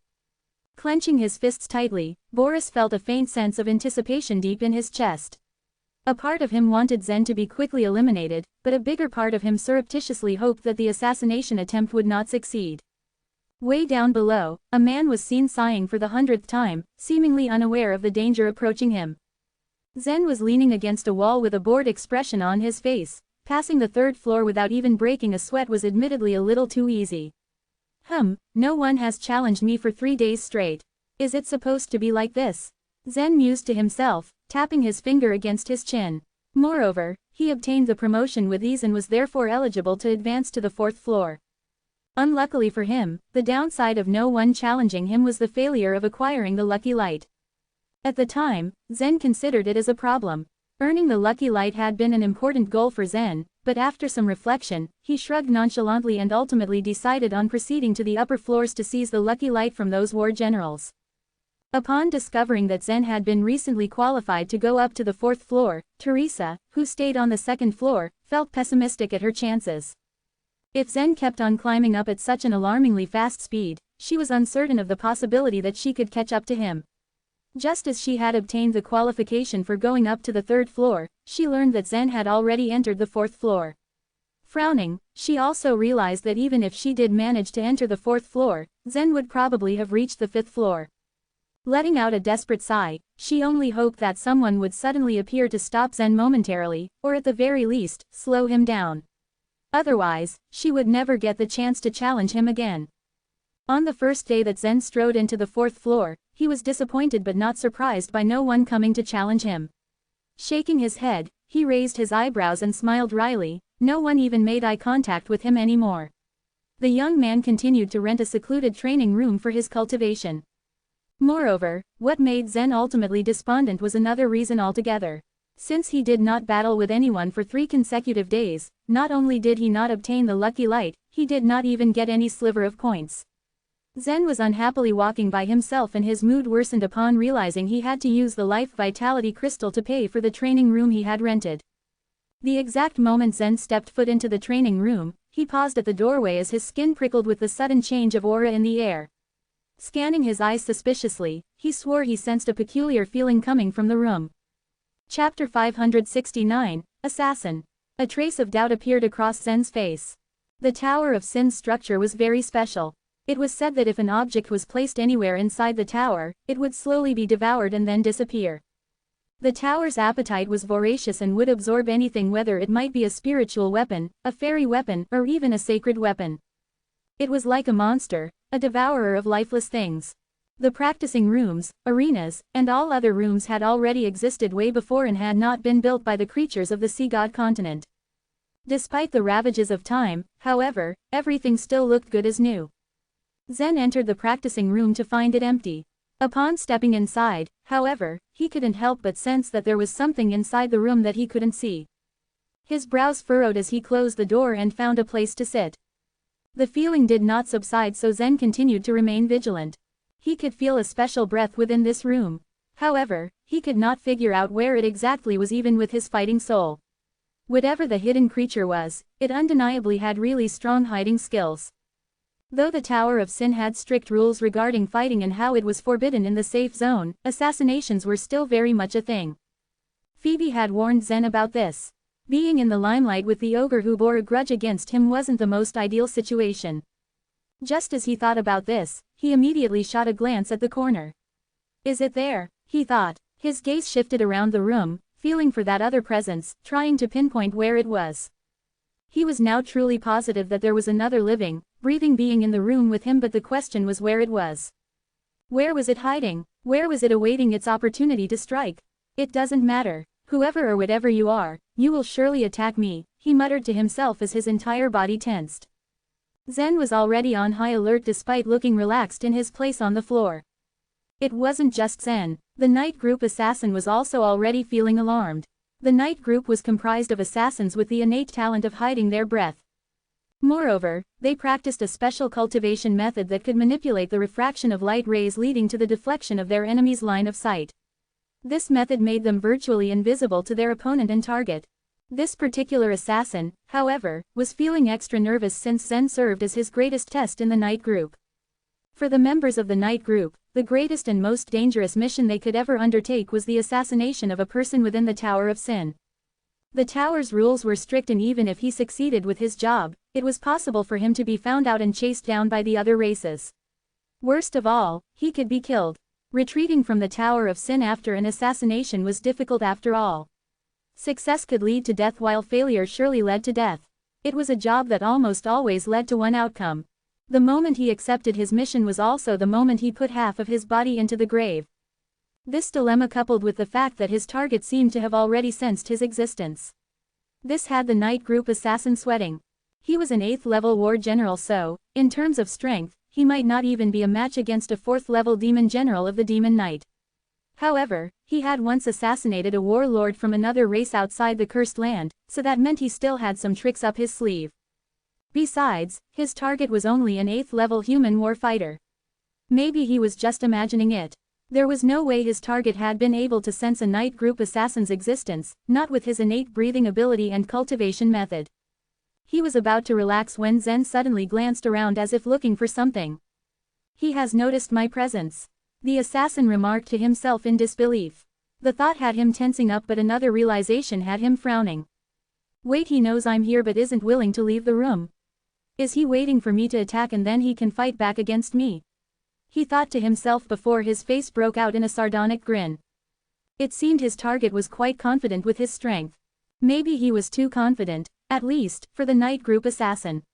He was someone who had once killed a warlord after all. You are only a war fighter, the assassin thought arrogantly to himself. No matter how talented you are, you will die under my blade. With these thoughts, he then began to make his move by scaling along the walls of the room. He reached behind his back and took out the white bone blade that he used for this very purpose. As he moved, the surface of his body flashed with a faint layer of phosphorescence that constantly changed color, effectively camouflaging his entire body. Nobody would be able to sense or see him even if they observed at a close distance. Zen continued to sit crossed-legged in the middle of the room with his eyes closed, seemingly unaware of the approaching night group assassin. He was unaware that the one who wished to do him harm was only a step away from him. The assassin was already rejoicing in his heart. He had never failed to assassinate any of his targets before, not when he was already this close. To him, Zen was already a dead man. Piercing, he exclaimed as his bone blade suddenly erupted with power. The exact moment he enacted an assassination was also the moment he threw away everything in order to achieve his goal, to kill the target. The bone blade in his hand was level with Zen's chest, ready to pierce through his heart. But then, the night group assassin suddenly froze. Zen did not avoid nor even launch any counterattacks, but the bone blade refused to sink any further into his flesh. How is this possible? Is this guy's body made from steel? The night group assassin thought to himself. But even if he was made of steel, the bone blade should have still pierced through or, at the very least, penetrated his body. This bone blade had been forged through a secret method of the night group. It was sourced from the tibia of a deceased night group member and was strengthened and reinforced by a secret ritual. It had the ability to communicate with the user's mind, and even feelings, as if it was his hand. And the night group assassin was certain that the blade had gotten stuck as its tip pierced the very top of Zen's skin. It was something he had never encountered before. Zen slowly turned his head and smiled at his would-have-been killer. Your hiding skill is remarkable, he said. You were able to hide in this room and I couldn't find you. But now, well, it's truly a pity. The night group assassin's eyes widened. Retreat. A phosphorescent light suddenly appeared on the assassin's body, partially concealing him. I'm not going to let you escape, Zen said, his hand stretching out like lightning. Earlier, he had been unable to chase after the assassin's shadow, so he had chosen to just wait patiently for him to attack first. After Zen's body became a high-grade fairy weapon, his strength had been enhanced significantly to the point that normal weapons would fail at even piercing through his physical defenses. This assassin was truly a daredevil to risk killing someone inside the Tower of Sin. A strong warlord would not be such a daredevil, so Zen immediately assumed that this assassin's strength would not even match that of a warlord. Despite his marvelous hiding skill, he proved to be too weak to even break through Zen's physical defenses. Bang! Zen's hand had curled into a fist and a lightning-fast punch landed on the assassin's shoulder. It was only a glancing blow, but it was still able to shatter the assassin's shoulder blade. Zen's punch had the assassin rolling away and crawling onto the wall. He had been caught off guard, but it was not over. He took his bone blade and spat a mouthful of blood onto it. The entire blade then began to emit a bewitching red mark, and at the same time, the assassin's eyes were also turning red, making him appear as if he was a scorpion lurking on the wall.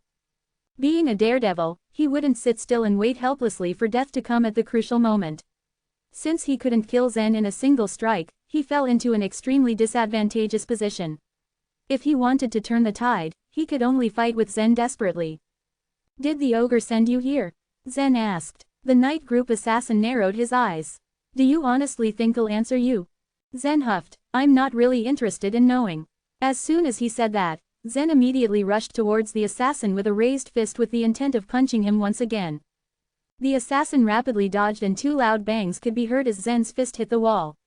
However, the indentations on the wall rapidly disappeared. This was the Tower of Sin's magic. It had the ability to quickly repair itself after being damaged. It was as if it wasn't a tower, but a person who had the ability of instant regeneration. Had they been in any other ordinary building, the force of Zen's punch would have caused the entire structure to collapse. The two kept chasing each other in circles. The assassin moved around Zen and tried to avoid him while Zen was hot at his heels with a faint smile on his face. Chapter 570, a 10th level warfighter. Actually, the easiest way for Zen to proceed right now was to open the door and walk out. Although in the dark, warriors were often assassinated even in the safe zone, on the surface, no race would dare to do such a thing. If Zen was able to leave the practice room, the ogres would not be able to protect this assassin. In fact, the assassin's mission should already have been completed at this time. And it didn't matter whether he succeeded in assassinating Zen or not, because he was already a dead man. "Aren't you afraid?" Zen suddenly asked. "Afraid of what?" The night group assassin's shrill voice sounded. "I am pretty sure you know that with your current strength level, you won't be able to assassinate me. What's more, in this narrow space, you are an even weaker match for me and will surely lose," Zen replied with a faint smile playing on his lips. The assassin's face darkened. A trace of despair flashed across his small eyes. "If what you said is true, and since I am an expendable soldier they have trained, then it means that whether I succeed or not, I will die." "They? Are you referring to the ogres?" Zen asked with a smile, gently turning his body to face the assassin. The assassin didn't reply. In the kind of situation he was facing right now, it was meaningless for him to admit who his employers were. He didn't give up though. Instead, he prepared his strongest attack. The bone blade started to shine in his hand with a bewitching red light.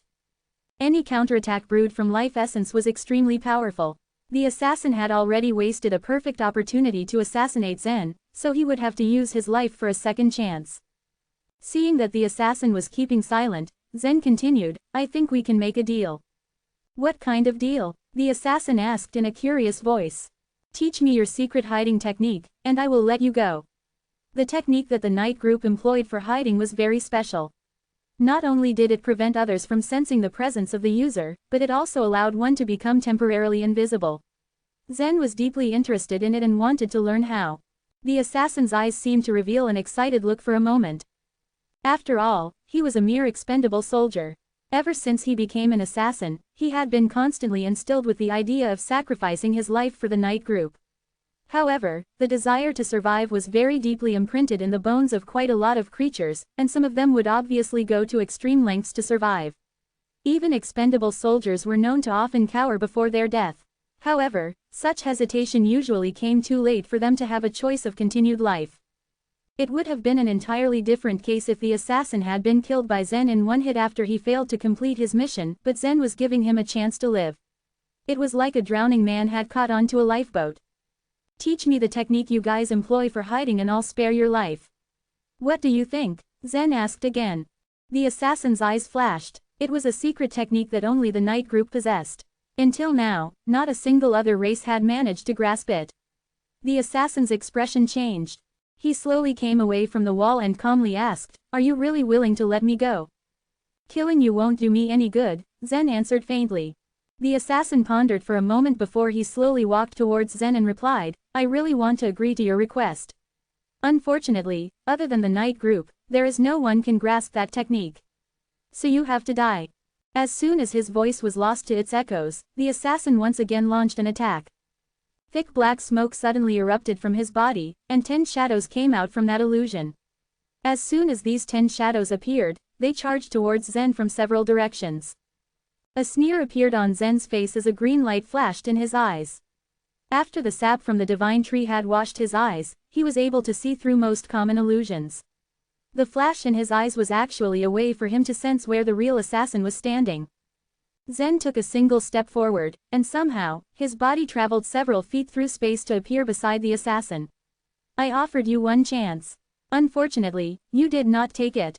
With that, Zen punched out and a strange flush appeared on the assassin's face.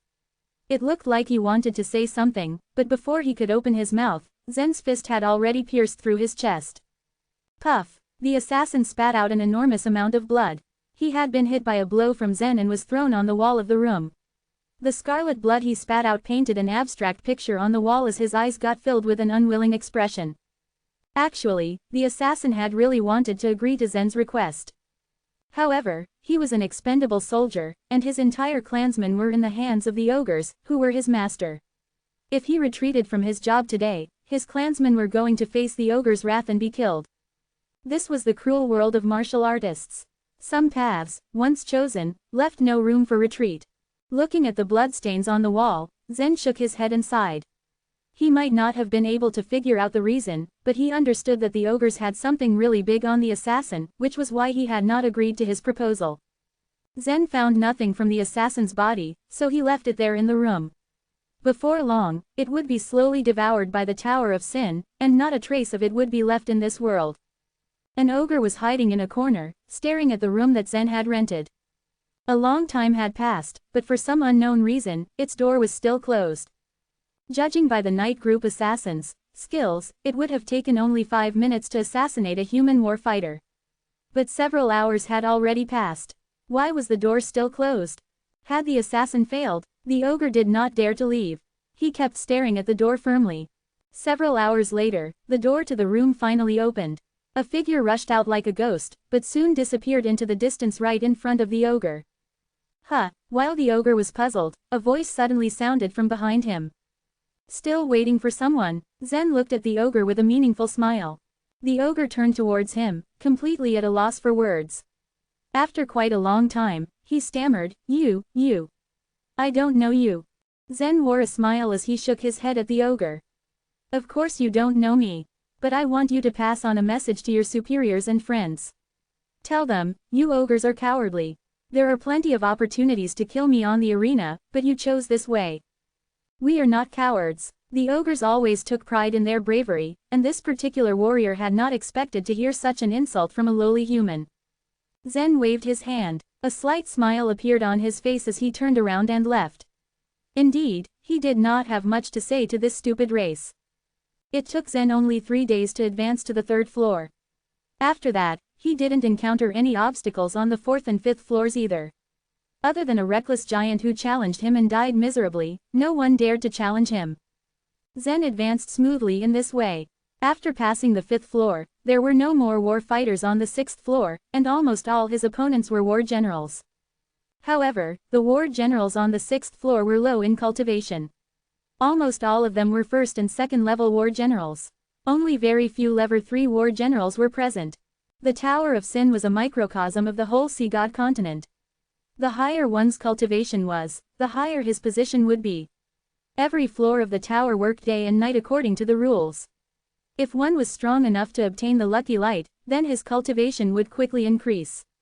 The weaker ones would either stay stagnant at a certain floor and make no progress, or become stepping stones for other warriors. From the 6th floor onwards, more and more war generals dared to challenge Zen. Although many living creatures had come to know that Zen's strength was not ordinary, most war generals were unconvinced when they found out Zen's cultivation level in his race. How could a human war fighter reach the 6th floor?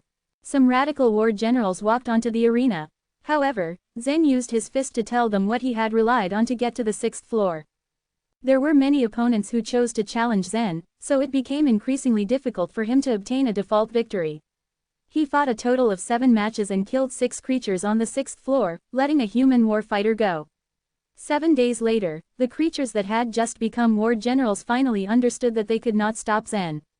In the next 3 days, Zen won the 3 required default victories, so he advanced to the 7th floor smoothly. Ever since he had reached the 6th floor, he had gained more and more lucky light.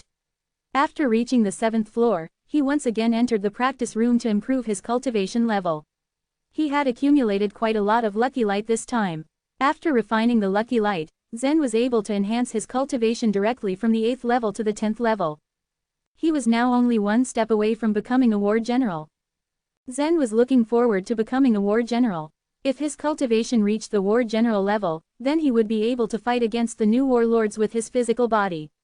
He was eager to show off his transcendent divine might and stellar body. Chapter 571, Yolanda. The process of becoming a war general from a simple war fighter was quite a complex one. It was equivalent to making a breakthrough in the illuminating soul realm and reaching the internal elixir realm. However, it was not as easy as it sounded. If one wanted to take a significant leap forward and achieve the higher level, they would need to accumulate a considerable amount of lucky light. In the Tower of Sin, it was certain that warriors were capable of growing at an incredibly fast pace. Although this was the case, even those saint-level talents would need to temper themselves through continuous fighting before they could take a step further and attain a higher level. It was fortunate that Zen would be less likely to be spared from any challenge from now on, and his speed of being promoted to the next floor drastically slowed down.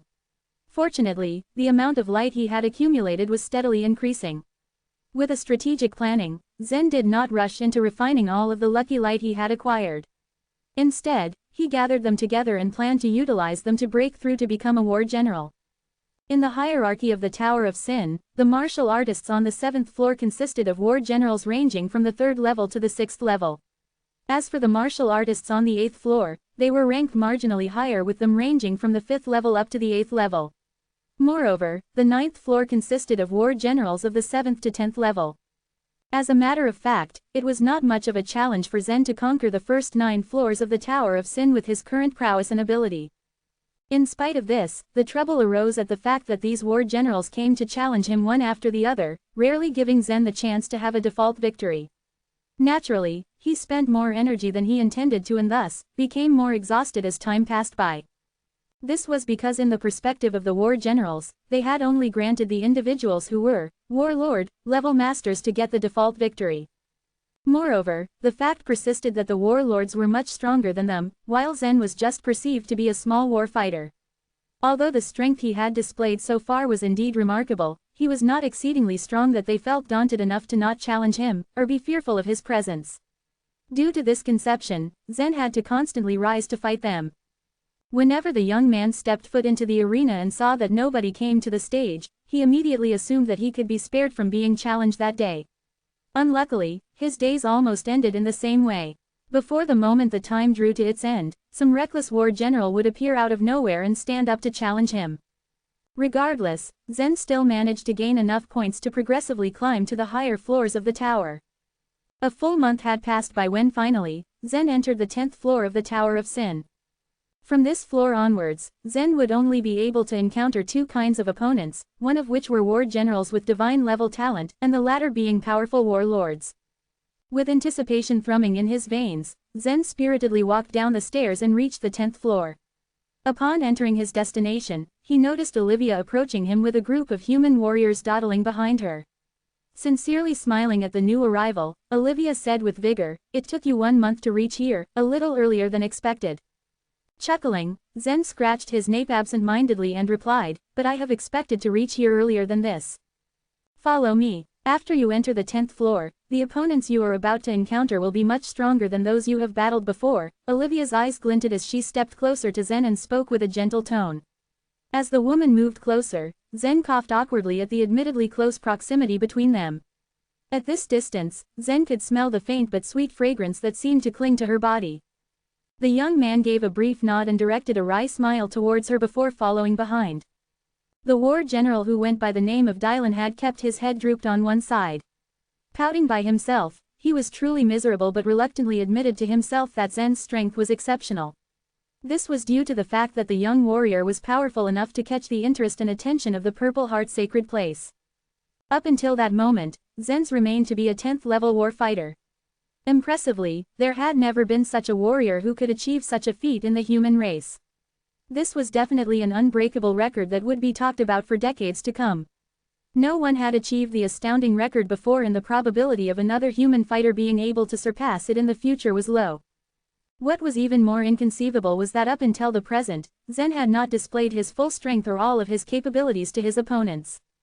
Whether it was to fight against a simple first-level war general in the 6th floor, or the 10th-level war general in the 9th floor, Zen seemed to have the same poise and behavior. The young man remained calm and exuded composure while he defeated them with ease. Upon further inspection, it looked as if those war generals did not pose that much of a threat to him because he had not bothered to evoke his real strength.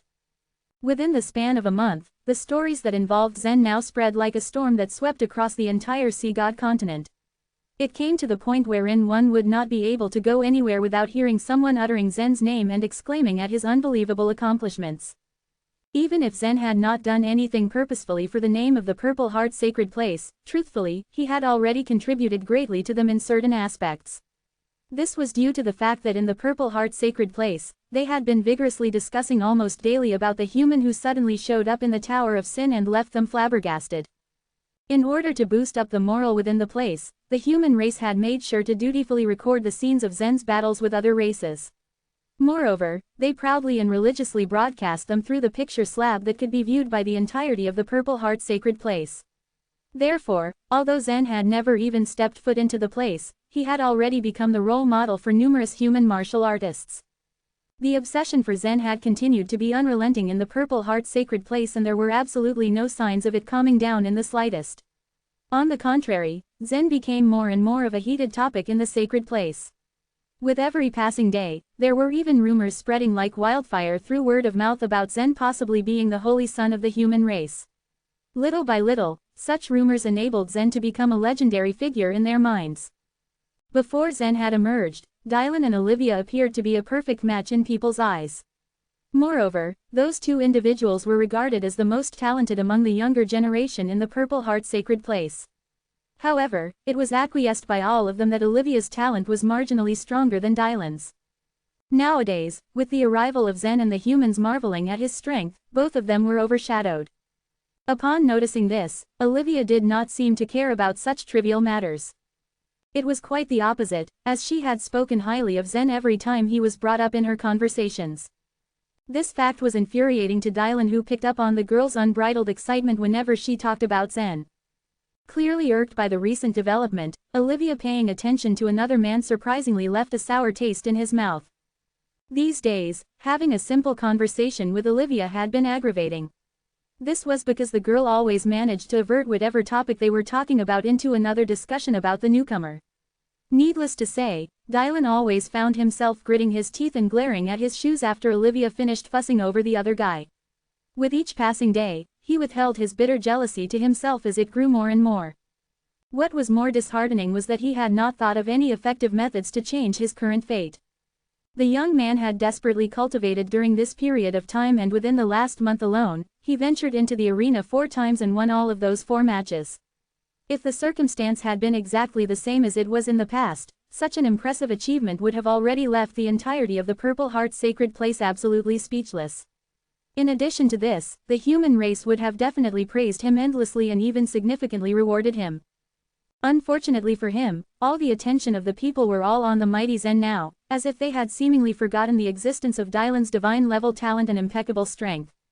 Upon discerning the sudden change of heart of the people lately, his displeasure was obvious in his face as he donned a stoic expression upon spotting Zen. The structure of each floor inside the Tower of Sin was similar to its other floors. After having followed Olivia down the stairs and around a corner, they were immediately greeted with the sight of the large arena. Just by scanning his eyes across the arena, he felt a shiver from the bottom of his spine and he suppressed a sudden tremble. Situated on the arena was a petite figure constantly moving around and hovering above in the air. Needless to say, the form attracted his attention to no end. Tilting his head to one side, Zen mused that it must be a woman from the human race. The lady currently fighting in the arena was dressed in a colorful long skirt that did not seem to hinder her at all, as she constantly dodged the attacks from an orc gracefully. Given that the orc was also a 10th level war general, being short and stout was not indicative of his power due to the strength he harbored in every muscle. Every time the forceful energy burst out from the orc's body, the axe he held tightly in his grip would follow through with a swing akin to a deathly cyclone that he directed towards the woman without hesitation. Bang! The loud noise echoed throughout the floor, but the human girl managed to dodge the forceful attack from the heavy axe. As the weapon of the orc missed its target, cut sharply through the air, and subsequently sliced through the floor with an immense force instead, it was briefly stuck in the surface of the arena. The moment the orc pulled his heavy axe out of the battling platform, the huge crack it left on the ground automatically narrowed as it gradually closed, the ground itself vibrating while doing so. Not a long moment had passed before the floor returned to its normal state. It was fortunate that the Tower of Sin possessed such a miraculous ability to mend the damage caused by intense battles. Otherwise, the tower would have been riddled with various holes and misshapen floors after so many years of ravaging. Zen's gaze continued to be fixed on the human woman from the beginning up until the end, confused by the sight of the lady in a colorful skirt. Then it finally hit him as he muttered to himself, "Isn't that Yolanda? What is she doing here?" The other warriors who were busy spectating the match with him did not hear Zen, but Olivia, who happened to be standing the closest to him, picked up on what he asked. Turning her head towards his direction, Olivia looked at him with clear surprise written on her face before asking, "Did you just say Yolanda? How do you know her?" It was reasonable for Olivia to be startled at the young man because he did not originally come from the Purple Heart sacred place in the first place. However, Zen apparently knowing Yolanda was undeniably strange. Although Yolanda came from the Purple Heart sacred place herself, not many people knew her personally, as her background remained mysterious and shady. One of the only certain facts about her was that she had always been at the upper floor of the Tower of Sin together with another few individuals in the Purple Heart sacred place. Given that point, it was next to unfathomable and practically impossible that Zen could know about Yolanda. At the mere sight of the woman, a vague memory of when they were in the White Emperor City popped up in his mind. Just after leaving the White Emperor City, Zen had immediately participated in the All Peaks competition. In addition, he had not stopped there and directly took the Cloud Road test. Since then, he had never got a chance to see her again. Fate seemed to be a funny thing, as Zen assumed that if he were to see Yolanda again, it would be when he rescued Yan from the hands of Eddie and returned to the Eastern region after that. In the Eastern region, there were still some matters that Zen had to deal with. At that point in time, Zen's strength was admittedly not powerful enough, hence, he could only put aside the matter of aura as there were still internal elixir realm masters in the palace which he stood no chance to fight against back then. With the current state of Zen's strength now, he could definitely return to the Eastern region, but he still had to face Eddie, a formidable opponent. Never would Zen's wildest imagination even conjure the sudden appearance of the young girl in a colorful dress and wooden clogs, especially on a continent that was drastically far away from the central region. Dumbfounded, Zen frowned and thought to himself, why would she suddenly appear in the Tower of Sin of the Sea God continent? Shaking his head, he furrowed his eyebrows and looked up once more at the arena. What exactly was going on? On the battling platform, Yolanda's vibrant and long skirt constantly fluttered about in the air like a leaf dancing in the wind, as she nimbly avoided the forceful attacks of the orc's axe. With precision and grace exuding from her frame, her jade-like fair-skinned hand gently waved in the air. Interestingly, what she used to attack was not the power of her life vitality, nor had she summoned an enchanted barrier, it was more like a kind of finger movement. Swoosh! Bursting forth from Yolanda's finger was a forceful energy that heavily hit the orc's giant axe. It was unknown to all of them how heavy the huge axe had been, as it seemed to take great strength for the orc to hold it in an upright position. However, after being hit by the energy that sprouted from Yolanda's finger, the top-grade fairy weapon was suddenly pitted all over on its previously sharp surface. Is her name really Yolanda? The young man slowly asked with apprehension. Nodding at the still man, she affirmed, yes. In the meantime, Olivia glanced at Zen in confusion, feeling a bout of oddness well up in her chest from Zen asking such a strange question. Since he knew Yolanda's name from the start, why would he be so uncertain and have her confirm the name once again? Such thoughts echoed loudly in her mind as she tried to figure Zen out. As a matter of fact, Zen was really not that sure himself. The Yolanda that was currently in his line of sight had the same name and appearance as the Yolanda in his memories from the White Emperor City. Strangely, the Yolanda before his very eyes made him feel distant. As he exhaled deeply and bit the inner side of cheek anxiously, he asked himself quietly one more time, are you really the Yolanda I know? Chapter 572, Where did you come from? The Central Region, which was also called the Sky Northern Region, and the Sea God Continent, were separated by hundreds of thousands of miles, and Zen could not think of any other way of traveling across these two continents than through the massive transmission array in the Immortal Mist Celestial Tomb. But could there really be such a coincidence? The Yolanda in front of him had the exact appearance, clothing, and temperament. There wasn't the slightest difference at all from the Yolanda he knew, save for her cultivation base and method. The Yolanda in White Emperor City mainly cultivated a method related to enchanted barriers, but the one in front of him used finger movements. As he mulled this over, the orc on the battle stage suddenly let out an earth-shaking roar. He crazily rushed towards Yolanda, his feet heavy and strong and the giant axe in his hand surging with gales of wind as he waved it around wildly. The orc's heavy strength was a sharp contrast to Yolanda's soft, lithe dodges. It was as if she was a leaf floating amidst a strong wind as she constantly shifted from left to right, avoiding the killer swing of her opponent's huge axe. Olivia saw Zen's expression and smiled, you seem to be worried about her. She giggled on her sleeve. There's no need to worry at all. Yolanda, she's a very strange person. Zen's brows furrowed at her statement. Strange? How so? He asked. She's been in the tower for 6 years and she's been stuck on the 10th floor for the longest time, Olivia said. Zen's eyes widened in surprise. 6 years, stuck on the 10th floor. Olivia nodded, confirming her words. She'll fight 6 matches a month and accumulate a lot of lucky light. I bet the amount she has obtained till now is enough to create around 20 warlords, but she never refines it. Instead, she gives it all away to other people. Zen was rendered speechless by Olivia's revelation. She gives her lucky light away. he repeated, almost choking in disbelief. Olivia nodded. Yes, sometimes, when a human warrior challenges her, she immediately admits defeat. In this way, all her accumulated lucky light will automatically belong to the challenger. Such a method was indeed feasible if one took a look at the rules of the tower, but what was Yolanda's purpose in doing so? Why stay here on the 10th floor? Why remain as a 10th level war general? Why give away all the lucky light? What was her real purpose? Warriors generally entered the Tower of Sin to rapidly improve their cultivation base through the use of lucky light. Yolanda, however, seemed to be doing the exact opposite. She was actually freely giving her lucky light away. Another question popped up in Zen's mind. Since she has been able to stay in the Tower of Sin for so long, why would anyone still dare to challenge her? Olivia shrugged. There will always be brave men in search of great reward, she said with a soft smile. Yolanda likes to amass an enormous amount of lucky light and, sometimes, people overestimate their own strength and challenge her thinking that if they defeat her, they'd be able to get a shocking amount of reward. Zen nodded at her explanation. Makes sense. As they talked, the situation in the arena had suddenly been reversed.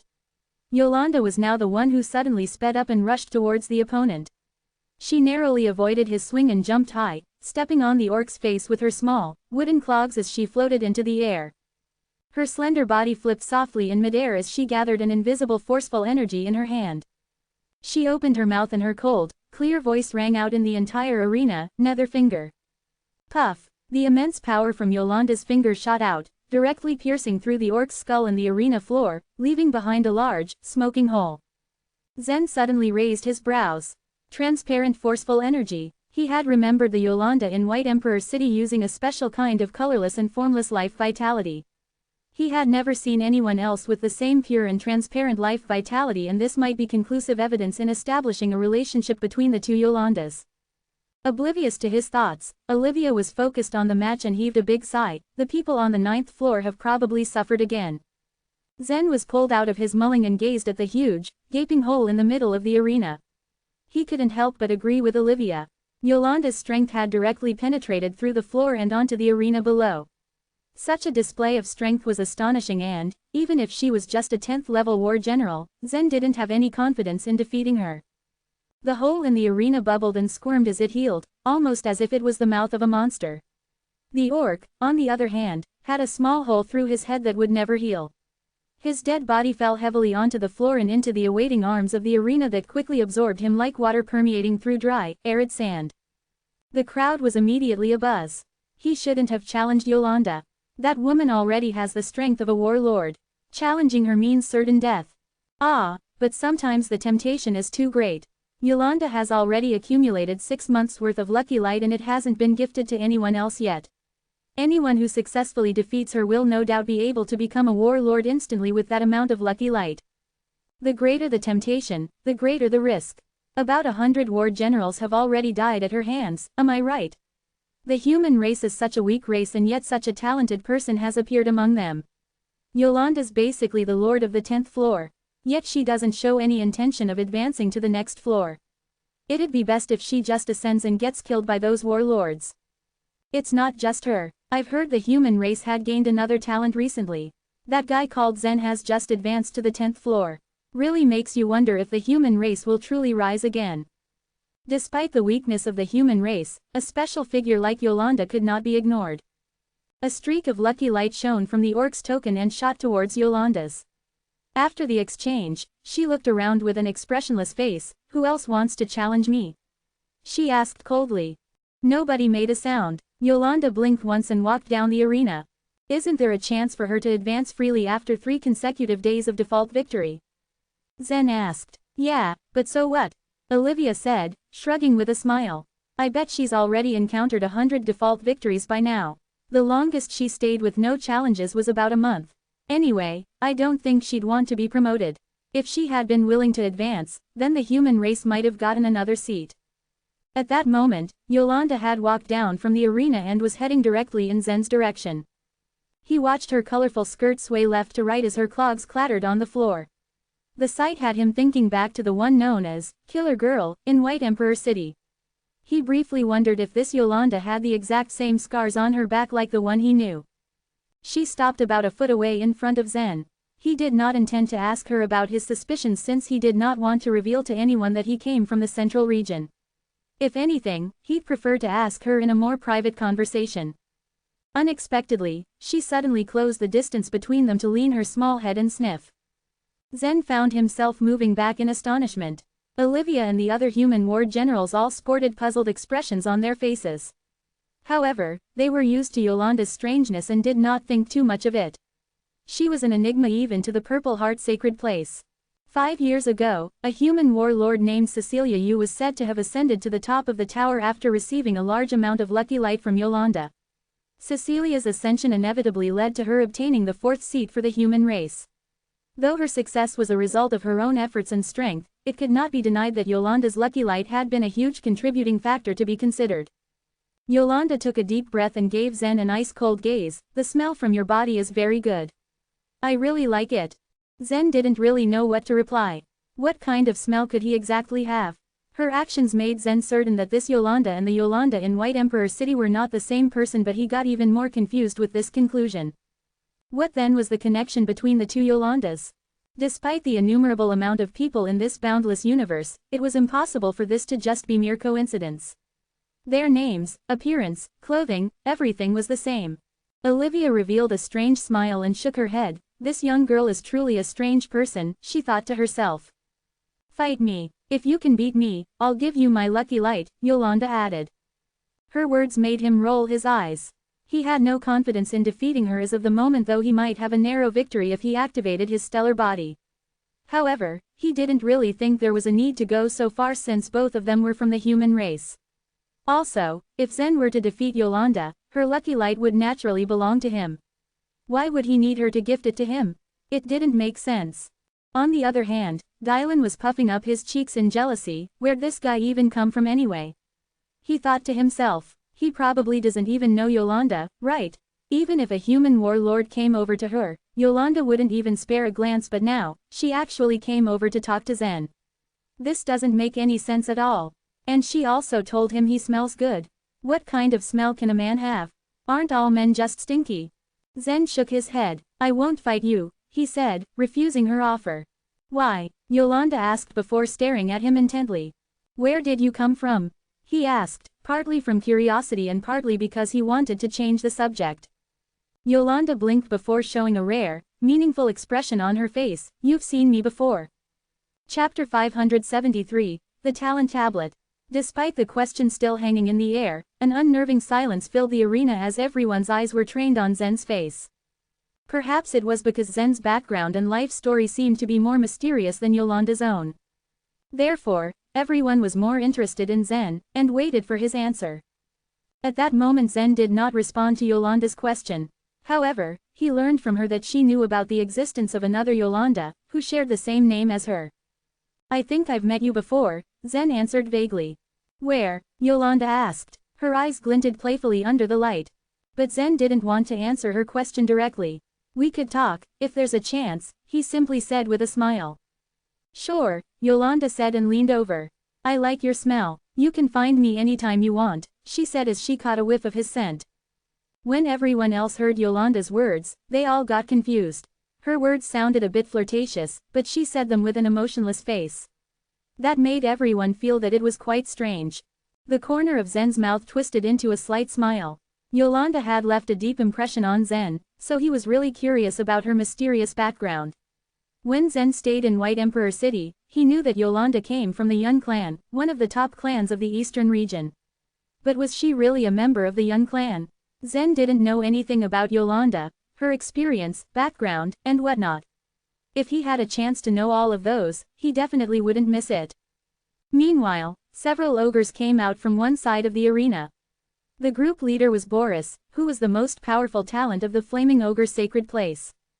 Ever since the ogres had sent out their daredevil to assassinate Zen, Boris had been worried about Zen's safety. He was a divine-level talent of the ogre, but he was worried about Zen. Indeed, his behavior was strange. However, Boris was a stubborn warrior and he wouldn't easily change his mind. Just after Zen had entered the Tower of Sin, Boris had already considered Zen as an opponent. Thus, he was set on seizing a chance to challenge Zen, and this idea was already rooted deep within his mind. This was Boris, warrior spirit. For him, he should be the only one to defeat or kill the opponent he wanted to challenge. It was exactly this kind of warrior spirit that made Boris the strongest talent in the Flaming Ogre sacred place.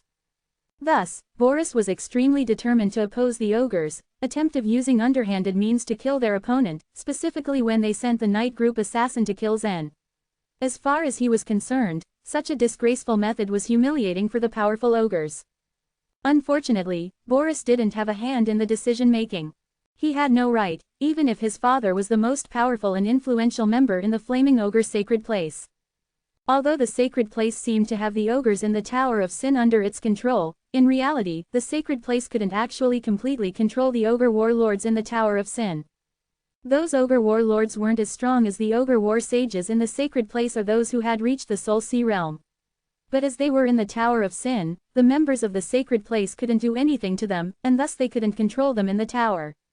When Boris learned that the assassination had failed, he was overjoyed for quite a while. Then he continued to pay attention to Zen, who climbed up the 10th floor. With Boris' current strength, he should have advanced to the 11th floor of the Tower of Sin last month. However, he didn't choose to climb up the next floor so he could challenge Zen earlier. Thus he waited for Zen on the 10th floor. "I've been waiting for you for a long time." Now, Boris was considered quite short for an ogre. He was only half as tall as the several ogres who followed behind him. He looked like a small hill among those tall mountainous ogres. Those ogres were all level 10 war generals, but their momentum was far inferior to that of Boris. An ordinary ogre usually gave off a distant aura which reminded those around him of an ancient, desolate mountain, but Boris' aura was unique. It was sharp and powerful, and those who Boris stared at would even feel a little pang of dull pain. Contrary to Boris' imposing aura, Zen always had a faint smile on his face, which made others feel comfortable and relaxed. Zen had learned to hide his powerful and terrifying aura after everything he had experienced, so he could completely hold it back without exposing it at all. At that point, all the spectators had their eyes on the arena. Boris was the overlord on the 10th floor of the Tower of Sin. His power was on par with Cheryl Emu's, the divine-level talent of the Demon Knight. They were both considered the strongest among the war generals. Many creatures speculated that even if Boris entered the 11th floor with just the cultivation base of a level 10 war general, he would still be just as fearless. However, everyone knew that Boris was on the 10th floor to wait for Zen. Then again, they all thought that Zen was an unbeatable human monster. Even as a level 10 war fighter, he tried his best to win over the others, and managed to reach the 10th floor of the Tower of Sin. With such a great achievement, it was no wonder the others called him an unbeatable monster. Up until Zen, no human or creature had ever accomplished that feat. If Zen's cultivation base continuously increased, he could finally reach the top of the tower and even win a seat. He would be quite powerful by then, so he might be able to change the rules in the Tower of Sin. That was also the reason the ogres desperately wanted him dead. They were afraid that if such an outstanding warrior cultivated and improved his strength in this place, it would have terrifying and unimaginable consequences. Everyone clearly knew why Boris had waited for Zen. Boris was a strong warrior who wanted to help the ogres defeat and kill Zen. In terms of strength, Zen was a strong war fighter at the 10th level, and was even able to defeat a level 10 war general with a higher cultivation base than his. However, it was also known that Zen wasn't the only one who could challenge those with a higher cultivation level, as Boris could also do the same. The first level and second level warlords were probably a piece of cake for Boris. However, the battle between Boris and Zen was something to look forward to. Zen's eyebrows shot up as he laughed upon hearing Boris' words. "I'm also looking forward to this battle. You've just entered the 10th floor, so you haven't been to the talent tablet, right? I will wait for you to return from the talent tablet," Boris said. Confusion filled Zen's eyes. The talent tablet? He suddenly looked suspicious when Boris told him about the talent tablet. At that moment, Olivia had walked over to Zen.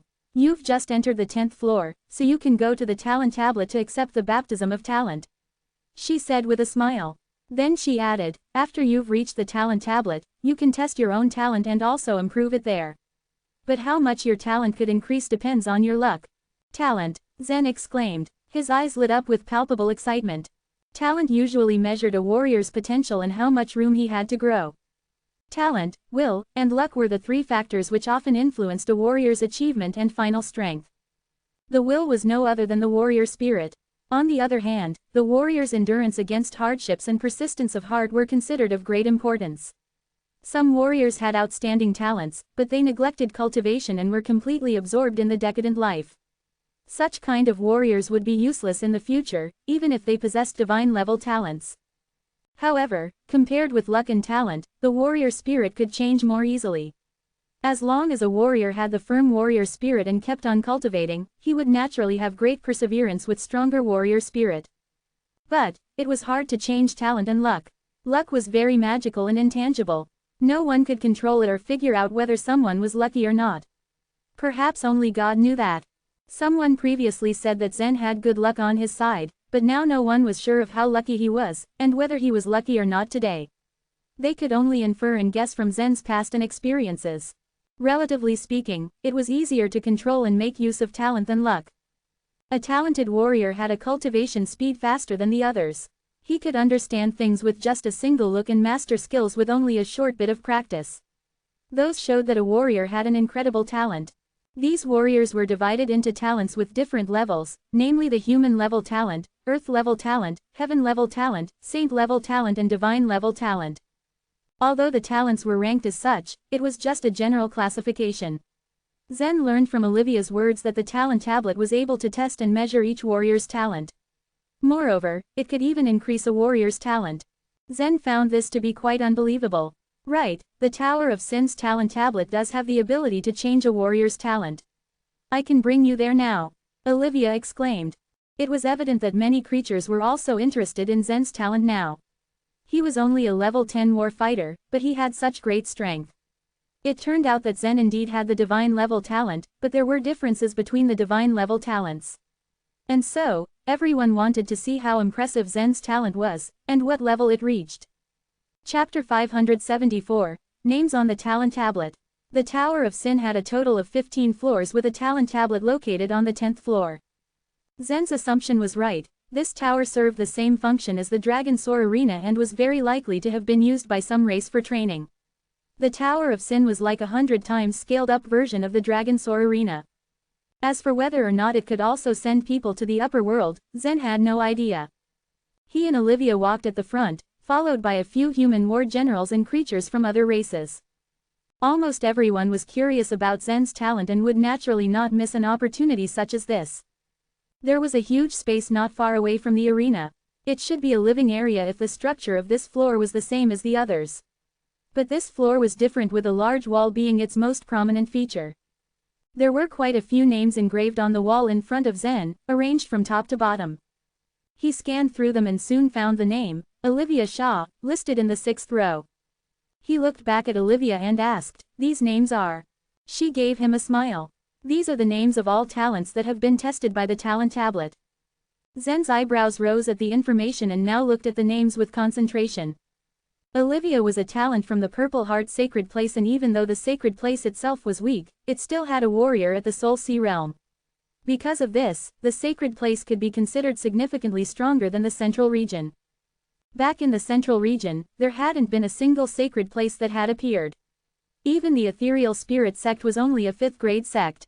From this fact alone, one could surmise that Olivia's talent was a little stronger than Brent's. How was it possible that Olivia was only ranked in the 6th row? Zen's face was the epitome of astonishment and perplexity. The 6th row was densely packed with names, so Zen moved on and looked at the countless names above the 6th row. Each of these creatures had a better talent than Olivia. Boris, the 4th row, and it indeed was. Olivia thankfully explained, in the history of RC God continent, only 6 names have ever appeared in the 4th row. 2 of them are on the 10th floor. One is Boris, who is an ogre, and the other is Cheryl of the Demon Knight. Zen nodded in understanding. From the looks of it, Boris' strength would probably surpass Zen's despite being a level 10 war general. However, Zen was once again faced with another question. If there were only 6 creatures on the Sea God continent that had appeared in the 4th row, then where did these other creatures above it come from? An answer suddenly popped in his head. The Tower of Sin was definitely not from the lower world. Maybe it had belonged to humans, or maybe another entirely different race. Nevertheless, whoever it belonged to must have come from the upper world. That was the only explanation he could think of, since there would be impossible to have so many talents above the divine level on the wall had it been from the lower world. In all the years the sea god continent has existed, no one from the continent has ever appeared above the 4th row. He asked. Olivia pouted thoughtfully before her eyes brightened. There is someone, she exclaimed. Look at the first name in the 2nd row, Amber, a super talent of the Demon Knight. She appeared on the talent table 200 years ago. Zen's gaze immediately shifted to where she was pointing, and there was, indeed, Amber's name. The names were arranged in the order in which they had appeared. Boris was ranked first in the 4th row while Cheryl was ranked second, since both of them had not been in the Tower of Sin for long and naturally passed the talent tablets test not too long ago. As for Amber, after such a great talent appeared, there might have been no one who followed to surpass her. Zen wondered exactly how many creatures entered the tower every year. So many talents from different races were sent to the Tower of Sin, and to be able to climb up to the 10th floor, one would have to at least be a heaven level, saint level, or even a divine level talent.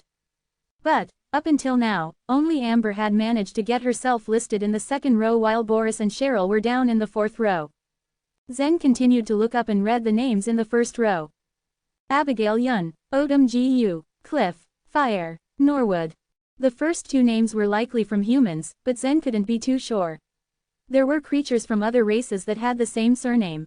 As for the others, however, the names were somewhat strange and sounded more like nicknames. There were only these 5 names occupying the 1st row. The Tower of Sin had existed for so many years and had perhaps been originally used by a large race in the upper world. Yet there were only 5 names that were carved in the 1st row. How terrifying were the talents of these 5 people? Why is Yolanda's name not here? Zen suddenly asked. Simple. She's never been in here before, Olivia explained directly. Yolanda had been standing not far from the crowd and was looking up the ceiling with a dazed expression on her face. Nobody knew what this mysterious girl was thinking about at that moment. Olivia hadn't expected her to hear her. It took both her and Zen by surprise when Yolanda went towards them, her clogs clacking as she walked. A test doesn't sound too bad, she said in a cold voice. Her words had everyone look at her strangely.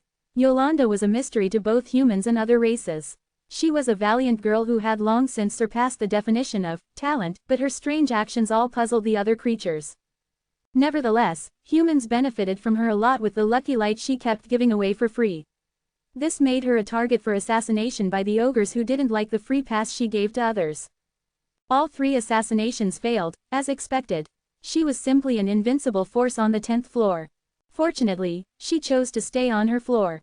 Otherwise, it would have posed a bigger problem for the ogres. Everyone was intrigued and had started discussing among themselves just what kind of talent Yolanda had. They all wanted to know the test result. A lot of humans had tried to persuade Yolanda to accept the talent tablet's trial, partly because of curiosity, but also because the talent tablet had the ability to somehow enhance one's talent for a tiny bit. This was the reason why the talent tablet was a must-see for every warrior that entered the 10th floor. But of course, Yolanda was not like every warrior. She didn't listen to any race, and certainly not to humans. The human leaders were afraid of offending her, so they just let her do whatever she wanted. Who would have thought that she would suddenly change her mind and enter the talent tablet? Olivia's gentle eyes flashed with a strange expression. No doubt she was also thinking why Yolanda had changed her mind. Was it because of Zen? There must be a connection. She had never heard Yolanda comment on other people's scents before. Moreover, she often did not sport any expression on her face and looked like a puppet most of the time.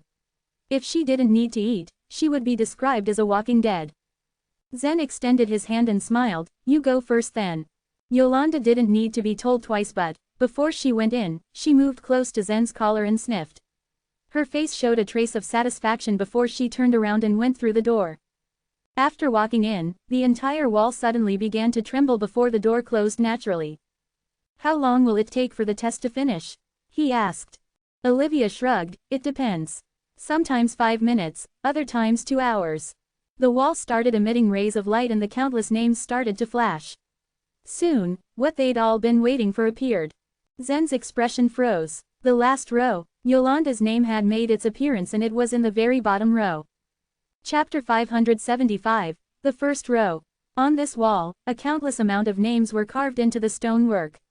There were a total of 9 rows.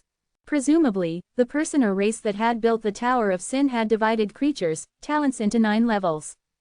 People whose names were in the bottom row must have been the least talented of all.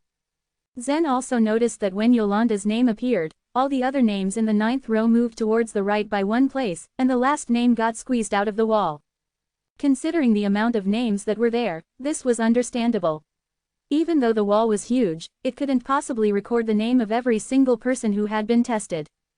This is normal. Anyone who's just entered and participated in the test is shown in the bottom row. However, that changes and the name climbs up gradually, Olivia explained. Got it, Zen nodded. He wasn't sure what kind of test Yolanda was facing right now. All they could see right now was the names on the wall and their ranks in the grid. Soon, Yolanda's name disappeared from the 9th row and appeared in the 8th row. Once more, the last name in the 8th row disappeared just like the one in the 9th row had disappeared. Very soon after that, Yolanda's name disappeared from the 8th row too and reappeared in the 7th. Hardly had they noticed her name there when it disappeared and reappeared in the 6th one this time.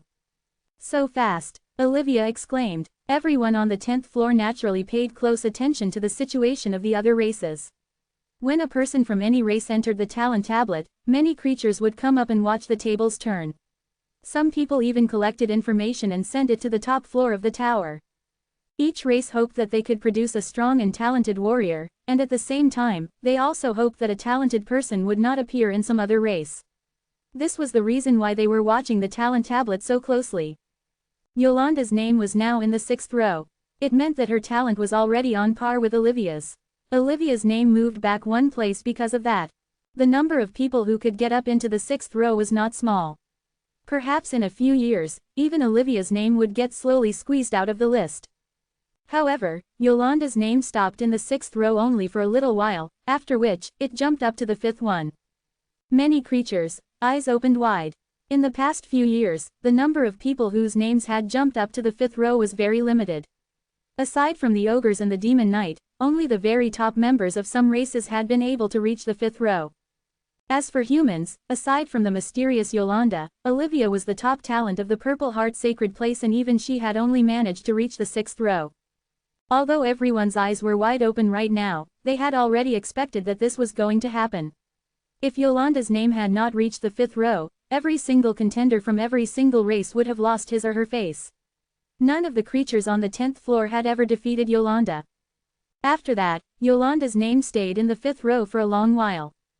A hint of disappointment appeared on everyone's face. Yolanda's talent is a bit lower than Boris. Still, you can't deny that her result is very impressive. At the very least, she's stronger than several divine-level talents of a number of races. Hey guys, hang on, I think Yolanda's name just jumped up to the 4th row. As everyone was discussing, Yolanda's name suddenly burst out in a flash. It jumped again and was now in the 4th row, leaving behind the name, Boris. The 4th row, just as I expected. Actually, it's not very surprising that she reached the 4th row. Yolanda's talent is clearly better than that of Boris. As soon as the sentence was finished, Yolanda's name jumped up to the 3rd row. Whoa, she's in the 3rd row now. She really is a monstrous level of talent. With her current talent, I think she's only second to the Demon Knight's Amber. Alas, if only Yolanda had been, well, normal. With her talent, she might have been able to lead the human race to new heights of glory. What's the use of saying that now? Although Yolanda is willing to help humans, she does not belong to the human race. She belongs to the Tower of Sin. Amidst the discussions, Yolanda's name disappeared once more and reappeared in the 2nd row. Seeing this, everyone was shocked beyond words. Amber's name was now behind Yolanda's. Who was Amber? 200 years ago, the ogres were even more prosperous than now. Although the rules dictated otherwise, the ogre warlords were so powerful that they occupied more than half of the seats. All the other races had been suppressed by them. The ogres would try all possible means to kill any upcoming talents from other races, even if it meant killing someone in public. Every time a super talent was born in some other race, he or she was wiped out by the ogres very soon after entering the Tower of Sin. The other races did not dare to say anything.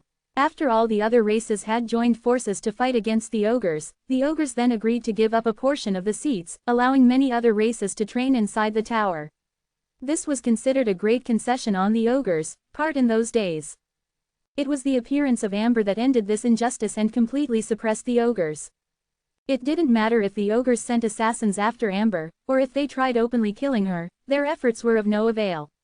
She became a rapidly rising star, and as she climbed up the floors, her strength also began to increase rapidly. When the ogres came back to their senses, they actually had to send out warlords to assassinate Amber. But at that time, even the warlords were unable to kill Amber. In the end, Amber managed to enter the top floor of the Tower of Sin. She obtained a seat when she reached there, and at the same time, exterminated 12 ogre warlords. With her own strength, and without any external help, she snatched 12 seats from the hands of the ogres. Amber's appearance had ended the ogres' monopoly over the Tower of Sin. Finally, when Amber walked out of the Tower of Sin, she rewrote the entire structure of the Sea God continent. After 100 years, when she reached the Soul Sea realm, the strength of the Demon Knight's sacred place had already surpassed the Flaming Ogre's sacred place and the Dread Ogre's sacred place. It would have required the combined strength of 2 ogres' sacred places to deal with the Demon Knight's single sacred place. By now, Amber had already become a legendary figure of the Sea God continent. Even the ancient tycoons were too afraid to offend Amber. Seeing Yolanda's test result, many humans couldn't help but sigh. If Yolanda was willing to help the human race, perhaps their position on the continent would get enhanced a lot. They didn't expect her to bring the human race to levels as high as the Demon Knight, since every single member of the Demon Knight was very powerful. The ogres had managed to win over the other races only because they had taken the first step and played dirty.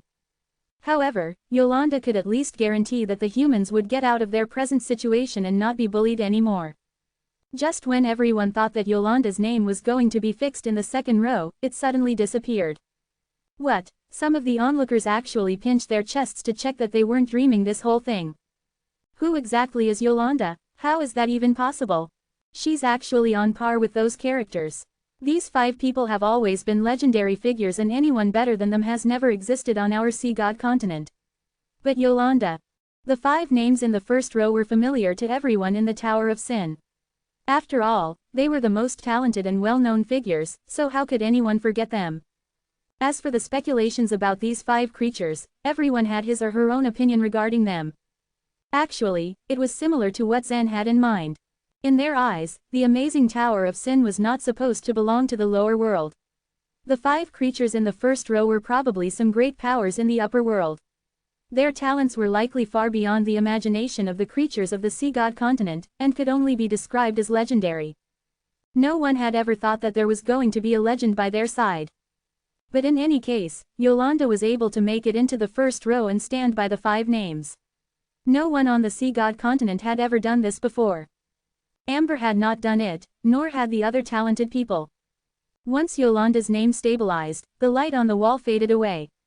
Then the door slowly opened, and her 9-colored long skirt swayed as she slowly walked out. She expressionlessly turned her head and glanced at her name. There was no trace of any expression on her face, no joy or happiness, and no excitement either. It was as if everything that had happened was completely according to her expectations. She walked over to Zen and asked coldly, "Is it your turn?" Zen nodded and walked towards the door without a pause. Olivia, who was standing behind him, cheered and encouraged him. "Good luck, Zen." Zen turned around and nodded his head. Then, he too plunged into the darkness. The surrounding lights suddenly dimmed, and the wall once again started to emit an endless luster. Chapter 576, Resigned to Fate. Zen's name appeared on the 9th row.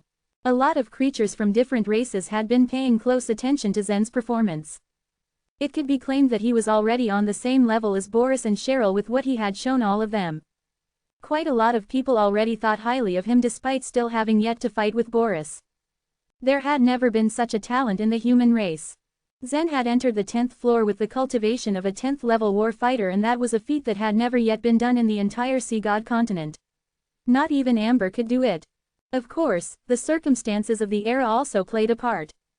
Back then, there hadn't been any fixed rules with regards to advancing freely. Although Amber was powerful, she had still needed to climb from the very bottom all the way to the top. Furthermore, the ogres had time and again sent a large number of talents to challenge and possibly defeat her. Amber met and fought with her opponents one after the other and obtained significantly more lucky light than Zen. The deterrents that the ogres sent actually contributed to her improving her cultivation at a much faster rate. Zen, on the other hand, could freely advance, and the amount of lucky light he received was significantly less, which did not really benefit his cultivation. It wasn't because the ogres were scared of him, but they had grown weaker over the years and couldn't really afford to send away most of their talents as they did back then with Amber. Since their assassination attempt had failed, then maybe it would be better to let him freely advance to the 10th floor and just let Boris finish him. Had they barred his way and let him stay on the lower floors to improve his cultivation, then Boris might end up not being a match for Zen. The other races were very much interested in Zen's talent, but it was the humans who were most concerned. A trace of nervousness flashed on Olivia's face. She knew that the humans clearly understood the meaning of Zen's appearance. To them in the Purple Heart sacred place, Zen was like a heart-strengthening drug that they hoped could change their fate. Even before he had stepped into the Purple Heart sacred place, he was already quite famous, and disciples and elders at the Soul Sea realm alike were already keeping an eye out for him because of his strength. I wonder just how far Zen can go. I think he'll at least make it to the 4th floor. I'm pretty confident that he's got a lot more potential than Boris. Even if he can't defeat Boris now, Zen will still grow further in the future, and his power will not be something that Boris himself can even compare with. Boris heard all this since he wasn't standing too far away but chose to hold his tongue. Honestly speaking, he also agreed with their speculations. He had never overestimated his strength, nor did he ever underestimate his opponents. He was, after all, a war general of the 10th level, and if he were to return to being a war fighter of the 10th level, it would be impossible for him to reach the 10th floor of the Tower of Sin. Back when he was still a 10th level war fighter, Boris had been able to challenge those who were of a higher level than him. However, he could only challenge 3rd level war generals and had once lost to a 5th level war general. This was how he knew he was inferior to Zen. Nevertheless, he was not discouraged. Talent was innate, but luck and perseverance could be honed by a person. The previous gloominess in the room suddenly brightened upon Zen's appearance. He had always been curious as to just how the talent tablet worked and carried out the talent test. Talent was different from trial, after all. The trial was a direct test of a martial artist's strength and constantly used magic arrays to create enemies for those being tested. The participants would fight until their bodies gave up on them, and, after that, their grade would come out. But how about the talent test? He was just about to find out. A beam of light suddenly shot down in front of Zen, and 9 stone tablets appeared in front of him. He remarked. He could feel strong law power emanating from the tablets. The law power on these tablets completely corresponds to my own law power, he couldn't help but shout. It definitely wasn't a coincidence. Maybe the talent tablet had sensed the law power within him and placed these 9 stone tablets here. The law power within the stones was actually much stronger than the one contained within the obelisks of the genuine dragon world. Zen walked towards the tablets and spread out his perception on them. This is the 2nd layer of law power, he said, eyes widening in shock. All the law powers were divided into 10 layers. Zen had a perfect affinity with any law after his baptism, so it was easy for him to cultivate laws. Back in the genuine dragon world, he had learned the 1st layer of law power, but after coming back to the central region, he could find no place to practice the 2nd layer. Even warriors who had reached the virtual tribulation realm failed in cultivating the complete law powers since most of the parts were missing, such as the space law, and could only be comprehended by themselves. However, it was unrealistic to completely rely on one's own comprehension when it came to the original laws. Zen never thought a chance such as this would present itself in the Tower of Sin. After investigating each tablet one by one, Zen chose to go to the one that had recorded the power of space law first and began comprehending it. He didn't really think there was a time limit, and he honestly didn't care too much about the ranking. That sort of bubble reputation was only important to the Purple Heart sacred place since, for a race, it was almost like a spiritual totem. Zen could care less. Cultivating the laws was infinitely more important, and he planned to learn them all from these stone tablets before leaving.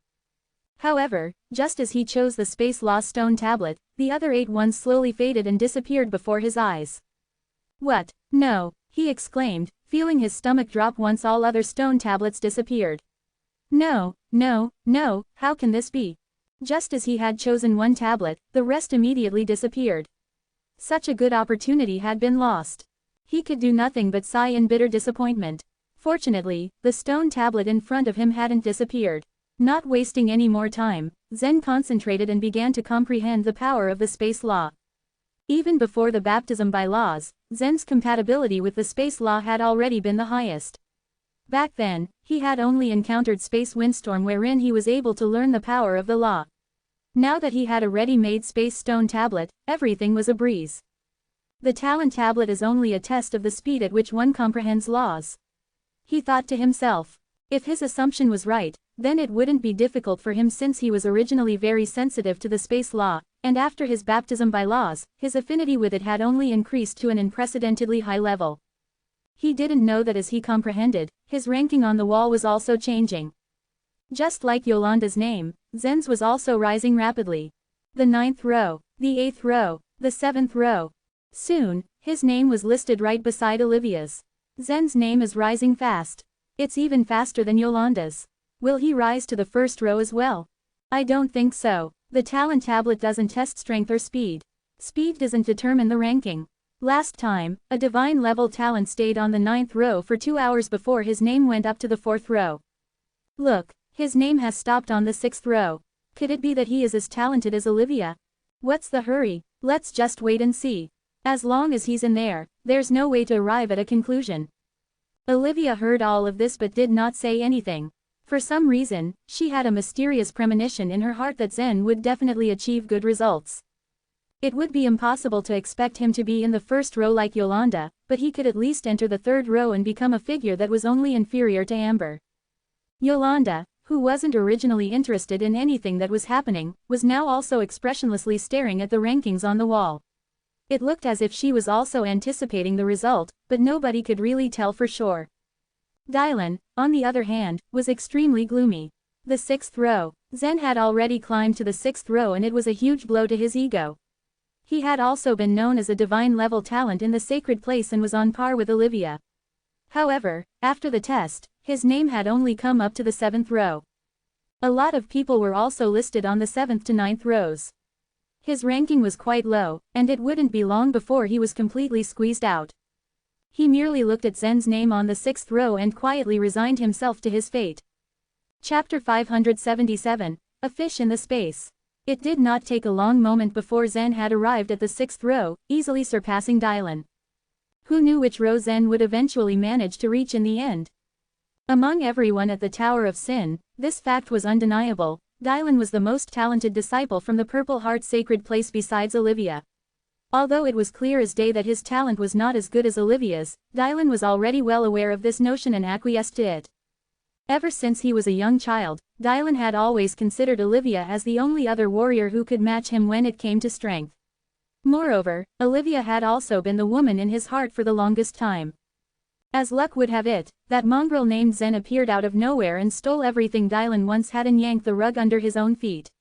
To his displeasure, it seemed as if Zen was replacing him. In the Purple Heart sacred place, Olivia was regarded as nothing short of a noble and superior goddess. It was borderline ironic, however, as much as she had kept herself aloof from Dylan, her behavior towards Zen as well as every single thing he did was the exact opposite. The woman had been unwaveringly enthusiastic about his endeavors and exuded such patience with him that it made the whole thing laughable. How could she not see that the guy was extremely cocky? The fact that Zen was given the attention that he had always wanted made extreme jealousy bubble up Dylan's chest. Therefore, every time Zen's name came up one slot on the stone tablet, Dylan gritted his teeth in annoyance and barely suppressed trembling with frustration.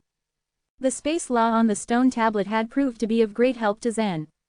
According to what he just learned from it, the mastery of the first layer of the space law could enable the cultivator to travel through space, hence why it was termed as traveling. After being able to comprehend the first layer of the space law, an individual could travel a short distance that made it possible for the cultivator to attack the enemy before he knew it and consequently take him by surprise. Furthermore, the second layer of the space law was called tearing. If one managed to completely comprehend the second layer, then that individual could easily be able to tear apart space itself. What happened was that the fractured space would form cracks, which could not only help in blocking all attacks, but it could also form a powerful space blade. The cultivator could use the space cracks as a form of weapon and shoot them out according to their will. It was obviously a good opportunity for Zen to be able to comprehend the second layer of the space law, so he must seize the chance and throw himself into studying it right away. Determined to succeed, Zen focused his undivided attention on comprehending the space law on the stone tablet. Unexpectedly, things started to go wrong in the middle of him trying his best to master the second layer of the space law. If he was given enough time, Zen would be able to completely master it. However, after less than a quarter of an hour, he stared disbelievingly at the stone tablet which had begun to gradually vanish before his very eyes. "What is going on?" he muttered to himself, blinking his eyes in surprise at the disappearing tablet. Once again, Zen was left speechless and unable to put coherence to his thoughts. "What's going on with this talent tablet?" he contemplated, truly bewildered by this sudden change when it completely faded away. The time given to Zen was too short for him to do anything useful. Despairingly, he sighed at the reality that he had only comprehended about 10% of the second layer of the space law. In a desperate moment of hesitation, Zen thought that he would rather give up the test of the talent tablet in exchange for the chance to comprehend the second layer of the space law. Unfortunately, the talent tablet was already gone from the Tower of Sin. "Is this the end of the test?" Zen muttered to himself, scanning his eyes from side to side. Just as Zen's voice faded away, the dark space surrounding him began to morph itself and change its form once again. In the blink of an eye, beams that reflected brilliantly colorful lights started to shine from every direction. Crack! Within the sudden commotion, a crack materialized in front of Zen, which he immediately assumed was a space crack. The exact moment the space crack became visible, it instantaneously shot towards Zen at the speed of lightning. With a jolt, he noticed that it was a sight that could definitely induce fear and anxiety due to its appearance akin to the mouth of a monster. Moreover, its movements seemed like it was trying to devour Zen's body. Upon seeing this, Zen's figure suddenly flashed. Sighing in relief, he was lucky he had managed to avoid being consumed by the space crack. He had no desire whatsoever to know what would have happened to him if he did not evade in time. With his heart pounding in his chest, he asked himself, "Is this also a part of the test?" Doubt was visibly shown across Zen's face. Biting his lower lip unconsciously, he came upon the realization that perhaps this was meant to test up to what extent he had comprehended the space law. Initially, Zen had assumed that the talent tablet contained some secret method that could directly assess a warrior's talent and then promptly produce the result after. At that moment, however, it seemed that Zen's idea was just plain naive. Ultimately, Zen took note of the fact that talent originally referred to one's ability to comprehend something. It went without saying that the ability of comprehension varied from person to person.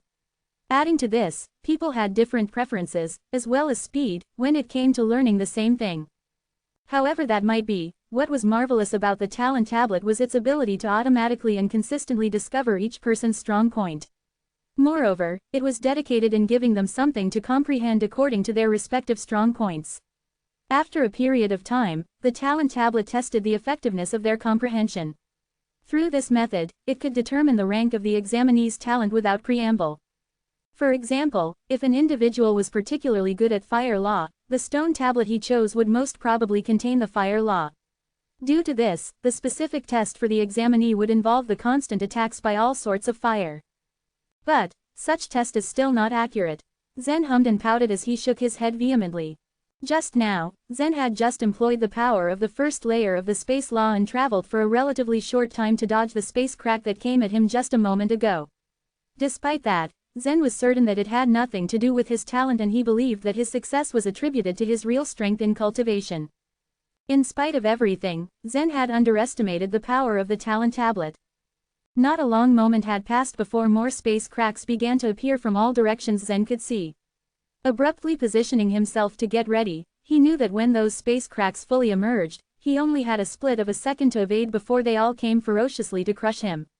In an instant, it was as if hundreds of monsters in the shape of a huge mouth were suddenly materializing in the darkness. There are so many of them. Just like flashes of light, Zen's figure constantly shuttled high and low through the space as he quickly dodged the aggressive space cracks hurtling towards him.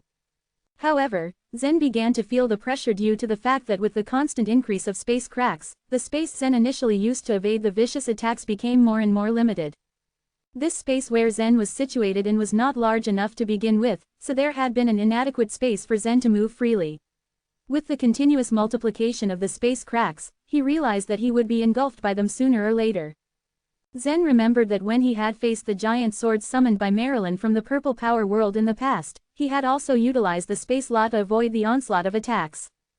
Even though she had summoned over 100 giant swords that glinted wickedly, Zen was always able to find a foothold to stand. Right now, the situation was vastly different given the fact that it was more and more difficult for Zen to find a place to stand. With a start, he furrowed his eyebrows in concentration. If he would not be able to avoid those space cracks, he would soon fail and be kicked out of this test. Space cracks, huh? Zen narrowed his eyes and deeply pondered, trying to find an immediate solution. Albeit his study of the second layer of the space law was brief, Zen acquired a general idea of the space. The first layer was ultimately for individuals to be able to travel through space. In fact, the logic behind this was to condense two spaces together.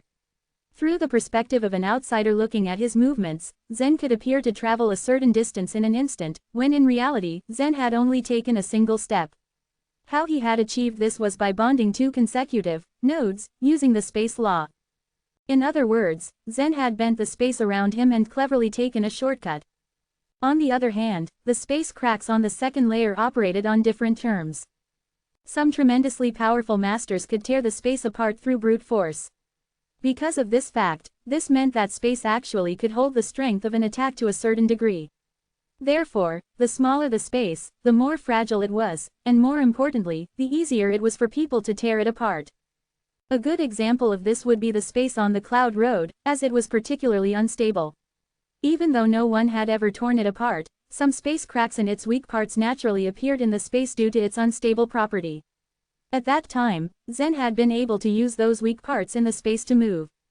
In the real world, space was exceptionally indestructible.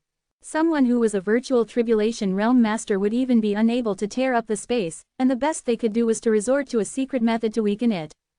For instance, Saint Morphans was one of those who could use such a complex technique. The man was at the medium stage of the virtual tribulation realm and was skilled enough to disrupt the space. As a result of this, some parts in the space were significantly weakened. By taking advantage of the weak parts, he could subsequently use his mystical pace to move around in the area. Despite this, Saint Morphans ultimately was not capable of tearing space apart. To be able to tear the space of this world open was probably an impossible task to accomplish, even for the terribly powerful Master Eddie, unless one managed to completely comprehend the second layer of the space law. If Zen was just given a few more days, he would probably be able to comprehend it with certainty. The situation was dismal. The time that Zen used just now to comprehend the space law was astonishingly short, as the chance of mastering the second layer just slipped through his finger in a moment. At the present, Zen could only rely on himself to overcome the problem and comprehend it alone. In the midst of constantly dodging the space cracks, he also urged himself to find any sort of clue or form any theory to solve this hitch. The space here is fractured and has formed many space cracks, he thought to himself as he observed his surroundings while evading. But why would they attack me in the first place? The realization suddenly dawned on him that everyone was simply like a fish swimming in space. If there was any kind of blockage or impediment that occurred in the water, the common fish would naturally swim in a certain direction. It was akin to a light bulb turning on in his mind, because from this particular point of view, the space and water were similar in some ways. The fish in the water. As soon as the theory formed in his head, Zen rapidly activated his life vitality. With a determined expression on his face, he began to utilize the second layer of the space law. Although Zen had not fully comprehended the second layer of the space law, what he had just realized moments ago was enough for him at that instant. In any case, Zen did not plan to tear space apart in the first place, nor did he expect that he could have a perfect command of the second layer of the space law in such a short time. What he sought to do was to transform himself into a little fish which persisted in swimming, not a fish aimlessly moving in the water, but a fish resolutely advancing in the space. "Let me give it a try," Zen uttered to himself while he gritted his teeth and balled his fists tightly at his sides. For this very moment, he did not attempt to travel through space. Instead, he exhaled a quick breath and stood still. The moment Zen halted his movements, the space cracks that were similar to the abominable mouths of monsters quickly approached, aiming to engulf him from all directions. Upon perceiving the incoming brutish attack of the space cracks, Zen firmly closed his eyes. If there were anyone else in the area and noticed the still form of the boy, they would have undoubtedly believed that Zen had given up the fight, not knowing he had a plan in his head. In the second layer, the first point of tearing space is to integrate oneself into space itself. In fact, this key point has already been touched upon in the first layer of the space law, but it barely skims the surface and it doesn't discuss the actual definition in detail. He started to explain to himself in the darkness, profoundly resolute at the logic of what he was about to do. I will try to combine the first layer of the space law with what I realized just now. I know I can do it, Zen exclaimed. It was a do-or-die situation and he was certain of his presumption. He had no time to hesitate. Within a second, the first space crack steadily zoomed towards Zen's immobile form, aiming at his head, about to devour him. Chapter 578, The Second Row. If one didn't understand the space law, he would be instantly torn apart by the space cracks. Perhaps even a sacred weapon would be ineffective against their power. Zen's physical body was incomparably strong. His immortal body was equivalent to a fairy weapon, and he was probably the only one in the entire universe to be that way. However, despite possessing so strong a physical body, he would undoubtedly be ripped to shreds if he got sucked into the space cracks. Still, the moment the space cracks rolled towards Zen, his eyes lit up. As quickly as a wink, the mysterious power of the space law lunged out and tightly wrapped about him. A strange thing happened then. The space cracks, which could slice through a sacred weapon easily, could not hurt Zen's body. After the cracks had rolled over, his body looked to be floating over their surface. He was unhurt, safe and sound. After comprehending the second level of the space law, one could create space cracks as he wished, using them as his own weapon. But if one wanted to create space cracks, he had to adapt to them first. Space cracks spread out around Zen. After his body was sucked into a space crack, he appeared on the other side of the space crack. At the moment, his body seemed to have turned into a small boat floating on the surface of water. The space cracks were like waves. Whenever they rolled over, Zen floated up and down. Not the tiniest bit of damage was done to him. As wave after wave thrashed against him, Zen freely roamed above the cracks. Not only that, he continued to study the space cracks and the essence of space during this process. Although it was considerably slower than comprehending on the stone, it was still faster than most common methods. Meanwhile, Zen's name continued to appear on the wall outside. His name had already been placed in the 6th row, the same as in the case of Olivia. Suddenly, his name began to rise through the 5th row, the 4th row. Amidst the screams of the crowd, his name soared like a rocket, finally being placed in the 4th row. A few moments later, his name was in the same row as Boris and Cheryl. Olivia let out a long sigh of relief. No matter what the consequences, the human race finally had a genius that could rival the ogres and the demon knight. Past experience told her that as long as Zen was alive, he would be able to secure a seat for them. However, the worries of Olivia and the others were not dispelled. Before all of this, the ogres had already figured out that Zen was a great threat to them and that he must be eliminated. Now that Zen's talent had been fully exposed, the ogres would probably try to kill him at the first opportunity. Olivia also understood that the Purple Heart sacred place would not let Zen go so easily. After his talent was tested, the power inside the Purple Heart sacred place would spare no effort in protecting Zen. Besides, the tests of the talent tablet were not over yet. It was highly likely that Zen's name would continue to ascend. At the moment, a martial artist in cyan robes walked over to the humans. Elder Jing, Olivia, Dylan, and a few other human war generals cupped their hands and greeted him. Elder Jing gave them a slight nod. When his gaze landed on Zen's name, his reserved gaze flashed. Is he already in the 4th row? Yes, he is. I believe he will rise even more, Olivia answered confidently. The truth was that jumping up a row was rare and difficult. Talents such as Boris and Cheryl, as long as they didn't die, were sure to obtain a seat at the top of the tower in the future. If they continued to grow and strengthen themselves, they would be able to break through the Soul Sea realm and come to be the backbone of their sacred places. However, Amber was different. A genius in the 2nd row, Amber had started a new era for the Demon Knight. Amber's record was set 200 years ago, and now he was over 200 years old. As a cultivator of the martial arts, he was in the prime of his life and had become the strongest warrior on the Sea God continent at such a shockingly young age. This wasn't just a legend, but a true event that occurred 200 years ago. Except for Amber had reached the 2nd row about 200 years ago, no one else had successfully secured a seat in the 3rd row.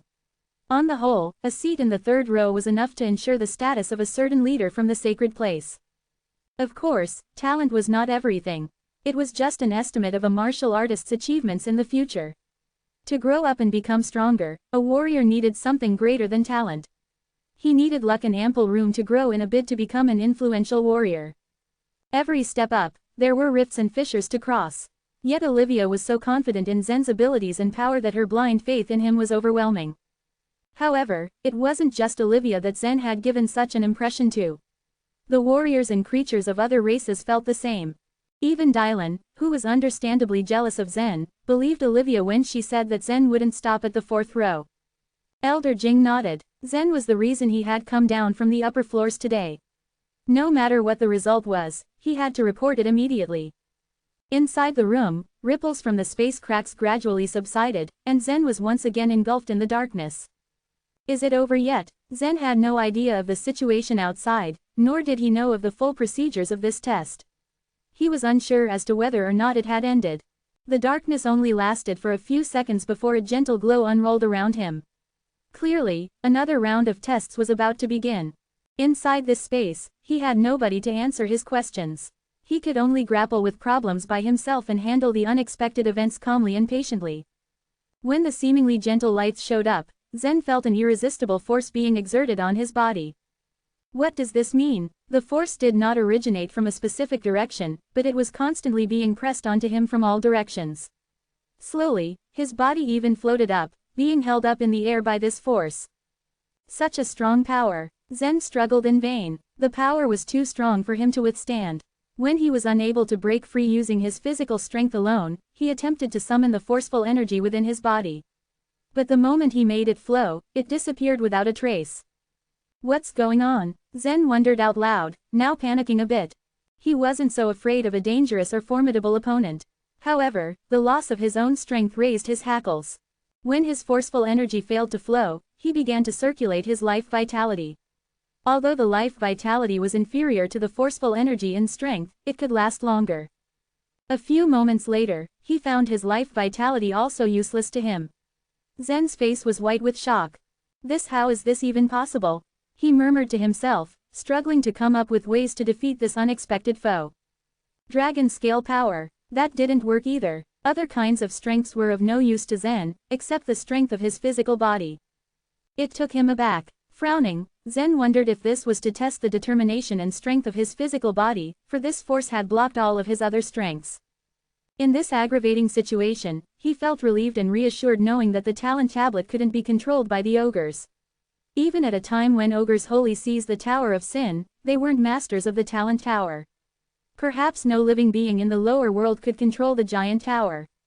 This was nothing more than a test of his talent. Although the pressure on his body increased bit by bit, it didn't aim at crushing him, only at appraising the capabilities of his physical body. As Zen mused on the purpose of this test, the pressure on his body grew increasingly stronger. Under such pressure, even an iron ball would be flattened into a sheet of iron. What was the strength of the physical body of a human being compared to that? However, Zen's body was more resilient than common iron. It was equivalent to a top-grade fairy weapon and had already surpassed the limits of human beings. His bones were several times harder than iron and steel. It wasn't easy to crush them. Zen continued to bear the heavy pressure as the sound of something snapping resounded from his bones. The gaps between his bones were being constantly compressed, which was why they expelled such a noise when they clashed against each other. Under the progressively growing pressure, Zen bore the brunt of the limits of his physical body. I'm afraid. No, this power is too terrifying. It feels like that even a common warlord couldn't wield such a formidable strength. If the pressure persisted, Zen's body would collapse. Suddenly, the gentle light disappeared quietly, leaving Zen to land on the ground with a loud thud. Meanwhile, on the outer wall, Zen's name disappeared and then reappeared on the second row, right beside Amber's. Chapter 579, Eyes. Everyone had heard of Amber's miracles in the Sea God continent. However, no one envied her. Why? It was simple. They didn't even have the qualifications to be envious. It was already difficult enough for them to put their names right next to Amber, what more creating miracles? Since ancient times, creatures from all sorts of races had entered the Tower of Sin. It couldn't be denied then that the number of those who were able to break through the 10th floor and undergo the talent tablet test was great, immeasurable even. However, not a single one had the right nor the capabilities to have their names placed beside Amber's name. Those whose names belonged on the top 4 rows were already very powerful and were regarded as formidable beings among those in the tower, since those on the top 4 rows were destined to become the strong masters who reached the Soul Sea realm. They would be unbeatable in the Sea God continent. As for those who were on the 2nd row, they were the ones destined to usher in a new era for the world. What happened today was a very monumental event, as 2 warriors earned the right to have their names appear on the top 2 rows. Moreover, these 2 warriors were actually from the human race. One was Yolanda, whose background was a mystery to everyone. When her name jumped to the 2nd row, and then all the way to the 1st, everyone sighed but was not jealous. She had never been promoted all these years, and she couldn't really help the Purple Heart sacred place. The most she could offer was to continue gifting her lucky light to others. The other races were content with this setup. It would be better for them if Yolanda obediently stayed on the 10th floor, since the consequences of her choosing to advance, obtaining a seat, and breaking through would be unimaginable. With her talent in the 1st row, it was certain that her future accomplishments would surpass Amber's, should she choose to. If she willed it, Yolanda might become a detrimental element for humans to rise up and dominate all the other races. However, right after Yolanda, Zen's name had also jumped up to the 2nd row. The two were very different. Although Zen also had a mysterious background like Yolanda, he had a lot of motivation for advancing. Aside from Boris, several other Ogre War generals also had the same thought. Several of them had even begun scheming on how to kill Zen. No price would be too high. They would even be willing to go as far as giving up 10 seats, or even exchange with the humans, so long as Zen died. They wanted to prevent the rise of another warrior as extraordinary as Amber. The human race they had once looked down on and scoffed at was now rising, and that scared them. Olivia covered her mouth and laughed. It seemed her assumptions were indeed correct. Zen was a supernormal talent. Elder Jing cast a deep, significant glance at Zen's name. He looked exceptionally calm, but his fists were clenched tight and trembling at his sides, unable to entirely hold back the excitement in his heart. Zen, he muttered, you have truly fulfilled our expectations. Everyone else's expressions varied. There were a few who did not care, as the rise and fall of the human race did not really concern nor affect them. Those that did not have any enmity or were simply acquainted with the humans didn't need to be afraid nor joyful. However, those from the Demon Knight and the Ogre race were naturally startled and fearful. The Sea God continent's resources were scarce, and the rise of another race would surely lead to the invasion of another race in order to gain space and resources. Most of the creatures around were not loyal and would only show their loyalty and mercy to those they thought would be most advantageous for them. In this world, only the winners had the right to survive. Boris gazed up at Zen's name quietly. He was very quiet, but his mind was a jumble of thoughts as he intensely pondered on the situation. Perhaps the elders are right.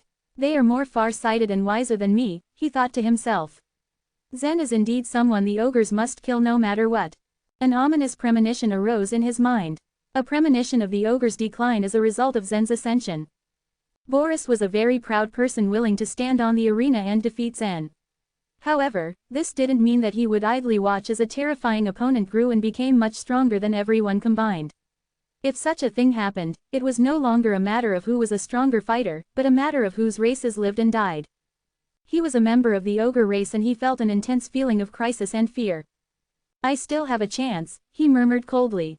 Once we meet in the arena, I will do my best to eliminate you, even if it costs me my life. However, just as everyone stared at Zen's name on the 2nd row, his name suddenly disappeared. And then, a bright, golden light appeared on the 1st row, pushing Yolanda's name back. All other names such as Abigail, Odom, and Cliff were also moved further back, following Zen's name. His name had been placed at the front of the 1st row and was made especially eye-catching. Oh my goodness, Zen's name is on top. It's ranked first amongst all of the names. What kind of talent and ability does one need to have in order to be in the 1st place?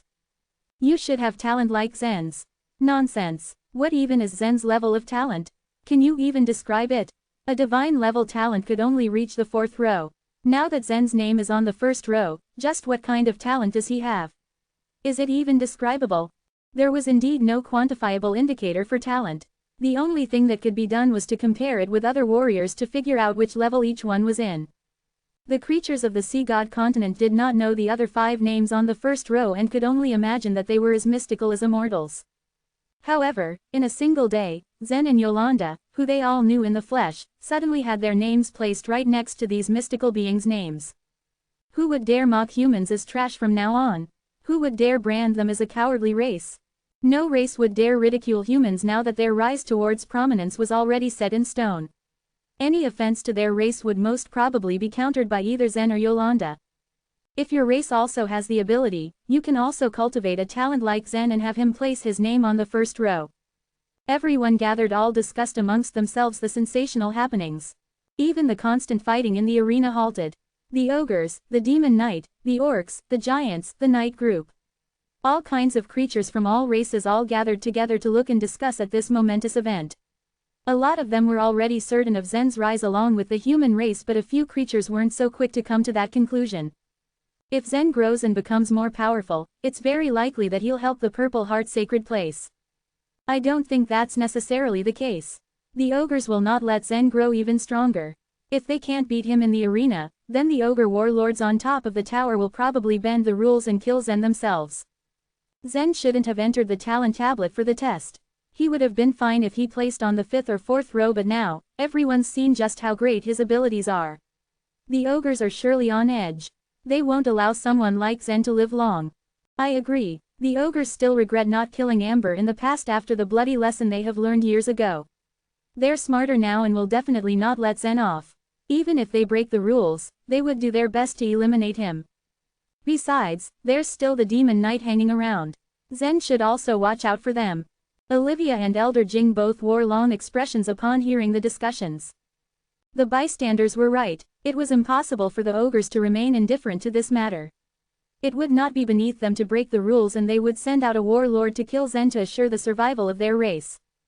Although the Purple Heart sacred place had a handful of powerful and influential human masters in the Soul Sea realm, they would never be able to enter the Tower of Sin. No one would be able to get to the tower to help Zen. Moreover, humans only got 4 seats at the top of the tower. How could those 4 warriors resist the force of the over 20 ogres who also held seats? It wasn't good news. Something big was brewing and troubles were approaching fast. However, the one who was now currently facing such a huge dilemma was still inside the test room, completely unaware of the things that were currently happening outside. After Zen completed the test, the surrounding light began to dissipate. Suddenly, a pair of eyes appeared right in front of him. Chapter 580, The Ultimate Test. Zen had grasped the general idea of how the talent tablet worked in testing the talent and skills of the examinees. He found out that the first screening was to test the comprehension skill of a martial artist with regards to laws. Then the testing of the strength of corporeal body followed suit by gauging the physical power of the examinees through exerting immense pressure on them. So far, these were all that he knew about the test system. Other than these, he had no idea what other mysterious testing methods the talent tablet contained. But one thing was clear to Zen, that when it came to the physical talent, he definitely wouldn't lose to anyone. His body differed from that of an ordinary person. Even a body refiner couldn't measure up to him, let alone any martial artist that cultivated life vitality. Once his body made a breakthrough and became the sacred weapon or reached a higher level, his body would become even more terrifying. Moreover, he would reach an incredible level in no time with great potential. Apart from the test on the physical body, the third test was a test on the soul. Zen had also passed this test painstakingly. Now that Zen had passed all the 3 tests, he was assuming that the test was finally over. His eyes darted pensively to the closed door on the wall facing him. The space surrounding him was so dark that it gave him an eerie feeling that it was not yet the end of the test. Trusting his gut feel, he knew that there was something more that lay ahead. What else should I be tested? Don't tell me I will get a cultivation method this time, Zen thought as he chuckled to himself. This idea might sound absurd, but it was deemed possible. It could still be considered a way to test him. Knowing that the cultivation method given by the Tower of Sin would not be simple, he was still quite happy if he would get a cultivation method as a part of the test. But these were only blind and disorderly conjectures that crossed his mind. Just as he stood there in deep contemplation, wondering about what might happen, a pair of eyes suddenly appeared in the dark space in front of him. In this vast and diverse world, there were many different types of creatures with different looks and shapes. But no matter how much they differed, they had one thing in common: they all had eyes. Like, for example, the genuine dragon had eyes, the blue phoenix had eyes, and humans also had eyes. It was a characteristic shared by all living creatures. When several rays of light became visible and gradually formed like a pair of eyes in front of him, he was flabbergasted. "Who are you?" Zen gawked at the pair of eyes as he asked. Another dot of light popped up in the darkness. It gently danced in the air and eventually formed a mouth. Soon after, a distant and ancient voice rang out, "Human, I am the weapon spirit of this tower of sin." Quote. Weapon spirit. Zen's eyes flashed with awe as he shook his head in amazement. "Yes," the melodious voice continued, "as a weapon spirit, I've already existed in this tower for 1,000,000 years. 1,000,000 years, Zen exclaimed, cutting off the weapon spirit in mid-sentence.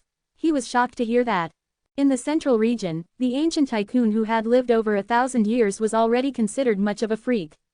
But as for anyone who had lived 1,000,000 years, then what must it be called? To Zen's knowledge, since the dawn of time, there had never appeared such a being. Only immortals could have such a long lifespan. Even the immortal mist only had a lifespan of tens of thousands of years, yet this weapon spirit had existed within the Tower of Sin for 1,000,000 years. The mere thought of this made Zen's heart tremble in shock. But after 1,000,000 years, even a sacred weapon would turn to ash. Since this weapon spirit had existed for so long, it meant that the Tower of Sin had been in existence for at least 1,000,000 years. There's no need to be surprised. I am from the heavenly soul race. We exist in a form that is different from you, the voice interjected lightly. We don't have a body. The way we exist is equivalent to that of consciousness. So basically, we will not age. I won't die as long as this tower exists. So that explained it. The world was big and full of wonders. The longevity of the heavenly soul race was something unimaginable for Zen, who had only lived for a dozen years. As long as the physical body existed, there would be a constant need for energy to sustain its metabolism. Even it was an immortal who went on fasting and didn't eat anything, he still had to absorb other forms of energy to sustain himself. Since the creatures of heavenly soul did not have a body, their lifespan was countless times longer than that of humans. Zen assumed that the weapon spirit existed in a way that was similar to his sword spirit, Lily. The difference was that Lily was attached to Zen's body, while this weapon spirit was attached to the Tower of Sin. What do you want with me? Zen probed. The weapon spirit fell silent for a moment before saying, "Your talent is the best in 1,000,000 years." Hearing such high praise from the weapon spirit, Zen revealed a proud smile with the corner of his lips slightly uplifted. He didn't interrupt the weapon spirit and waited for it to continue instead. "You have passed the 3 tests in the talent tablet. However, we still can't see the limit of your real strength after those tests. So I want to ask you, are you willing to take a further test?" The weapon spirit asked. "There is one more test behind." Zen's eyes flashed with surprise. The weapon spirit said, "Yes. Up until now, this test has never been activated. You are the first to take the test. What can I gain if I pass this one?" Zen asked with a smile. The owner of this tower built this place so that the members of his race could increase their strength through tests and battles. Every living being that passes the tests of the talent tablet will receive certain benefits. The weapon spirit faintly said, "If you can pass this test, then the benefits will be greater as compared to what other living creatures had got." Before this, Zen had already heard from Olivia that this talent tablet was a magical thing. After passing the test, the talent tablet would even increase and boost the talent of the examinees. Zen had never thought that one's talent could be magically enhanced, so he was very interested in the talent tablet. Now that Zen heard this weapon spirit say that there was a possibility he could get more benefits than others, he showed more interest and couldn't wait to get a try. "I agree," Zen nodded without hesitation. "However, I have one more question." "You may ask any questions, young man," the weapon spirit replied. "You mentioned the owner of the Tower of Sin just now. What kind of race is the owner from?" Zen queried curiously. He had always been very interested in the origins of the Tower of Sin. After all, the most important reason for him to come all the way here was to get the inheritance at the bottom of the tower. The immortal mist did not reveal much to him about the Tower of Sin other than giving him a token. To satiate his inquisitiveness, Zen could only dig more information about the Tower of Sin himself. However, the races in the Sea God continent knew nothing much more than Zen did about the Tower of Sin. How the cursed land appeared and where the Tower of Sin originated were distinctly still gray areas to them. Hearing Zen's question, the weapon spirit hesitated for a moment. Then he spoke slowly, "The master did not say that I am not allowed to answer such a question. So I can tell you, he belongs to the celestial position." Celestial position, Zen blurted out, looking more eager. Yes, the master belongs to the celestial position, the weapon spirit repeated. What kind of race is that? Are they humans? Probed Zen. No, the celestial position is a very powerful race, and it is not human race. Sorry, I can't explain to you any further, the weapon spirit stated blandly. Zen secretly rolled his eyes out of a bit of impatience. He didn't get much information, as the weapon spirit didn't say much about his query. But at least, he knew there was a race called celestial position. This fact somehow settled him at ease for the moment. He probably had to rely on himself to find the answers. Or maybe after he got the inheritance from the bottom of the Tower of Sin, he would then be able to find out everything. I have answered your question. Now, the ultimate test is about to begin. Young man, I hope you can pass it. Good luck. Quote. As the weapon spirit's voice faded away, the light in the surroundings started to change constantly. Simultaneously, Zen quickly fell, and he felt as if he was sinking into a starry sky. Mysterious various patterns consistently appeared and soon engulfed him. These patterns were very abstract, and each one was different. The aura exuded from them made Zen feel odd as he looked at them with reverence. This sense of overwhelming feeling seemed to come from his instinct. What are these patterns? Zen intently looked at the patterns in confusion. Is this the final test? Then what exactly is this supposed to test me on? While Zen seriously pondered over these questions, the first pattern quickly moved and approached him. The feeling was somewhat familiar. It dawned on him that it was similar to the way that his consciousness approached a star when he had cultivated the stellar body. This time, however, Zen was not moving towards the pattern, but rather, the pattern was crushing down on his head. As the pattern slowly approached, Zen felt extremely small. In the face of this pattern, he was like a grain of sand. It made me feel bad. Zen's brows furrowed as the energy within his body exploded out, colliding with the pattern. Boom! A person appeared in front of Zen as a sudden white bright light flashed. The person was wearing a Taoist robe and had a short sword made of jade in his hand. As if everything was in sync, the weapon spirit's voice rang out. This is the soul symbol. The one in front of you is the soul symbol left after this master died. And then, Zen hastily asked as he raised his eyebrows. Defeat him, the weapon spirit replied nonchalantly. How strong is he? Zen countered, seemingly anxious. When he was alive, his strength was equivalent to a human master in the soul sea realm, the weapon spirit expressed. Upon hearing the weapon spirit's words, Zen turned speechless. Was this a joke? He mused that no matter how strong he was not powerful enough to stand against a soul sea realm master. It would take not many efforts for the soul sea realm master to crush him with one hand.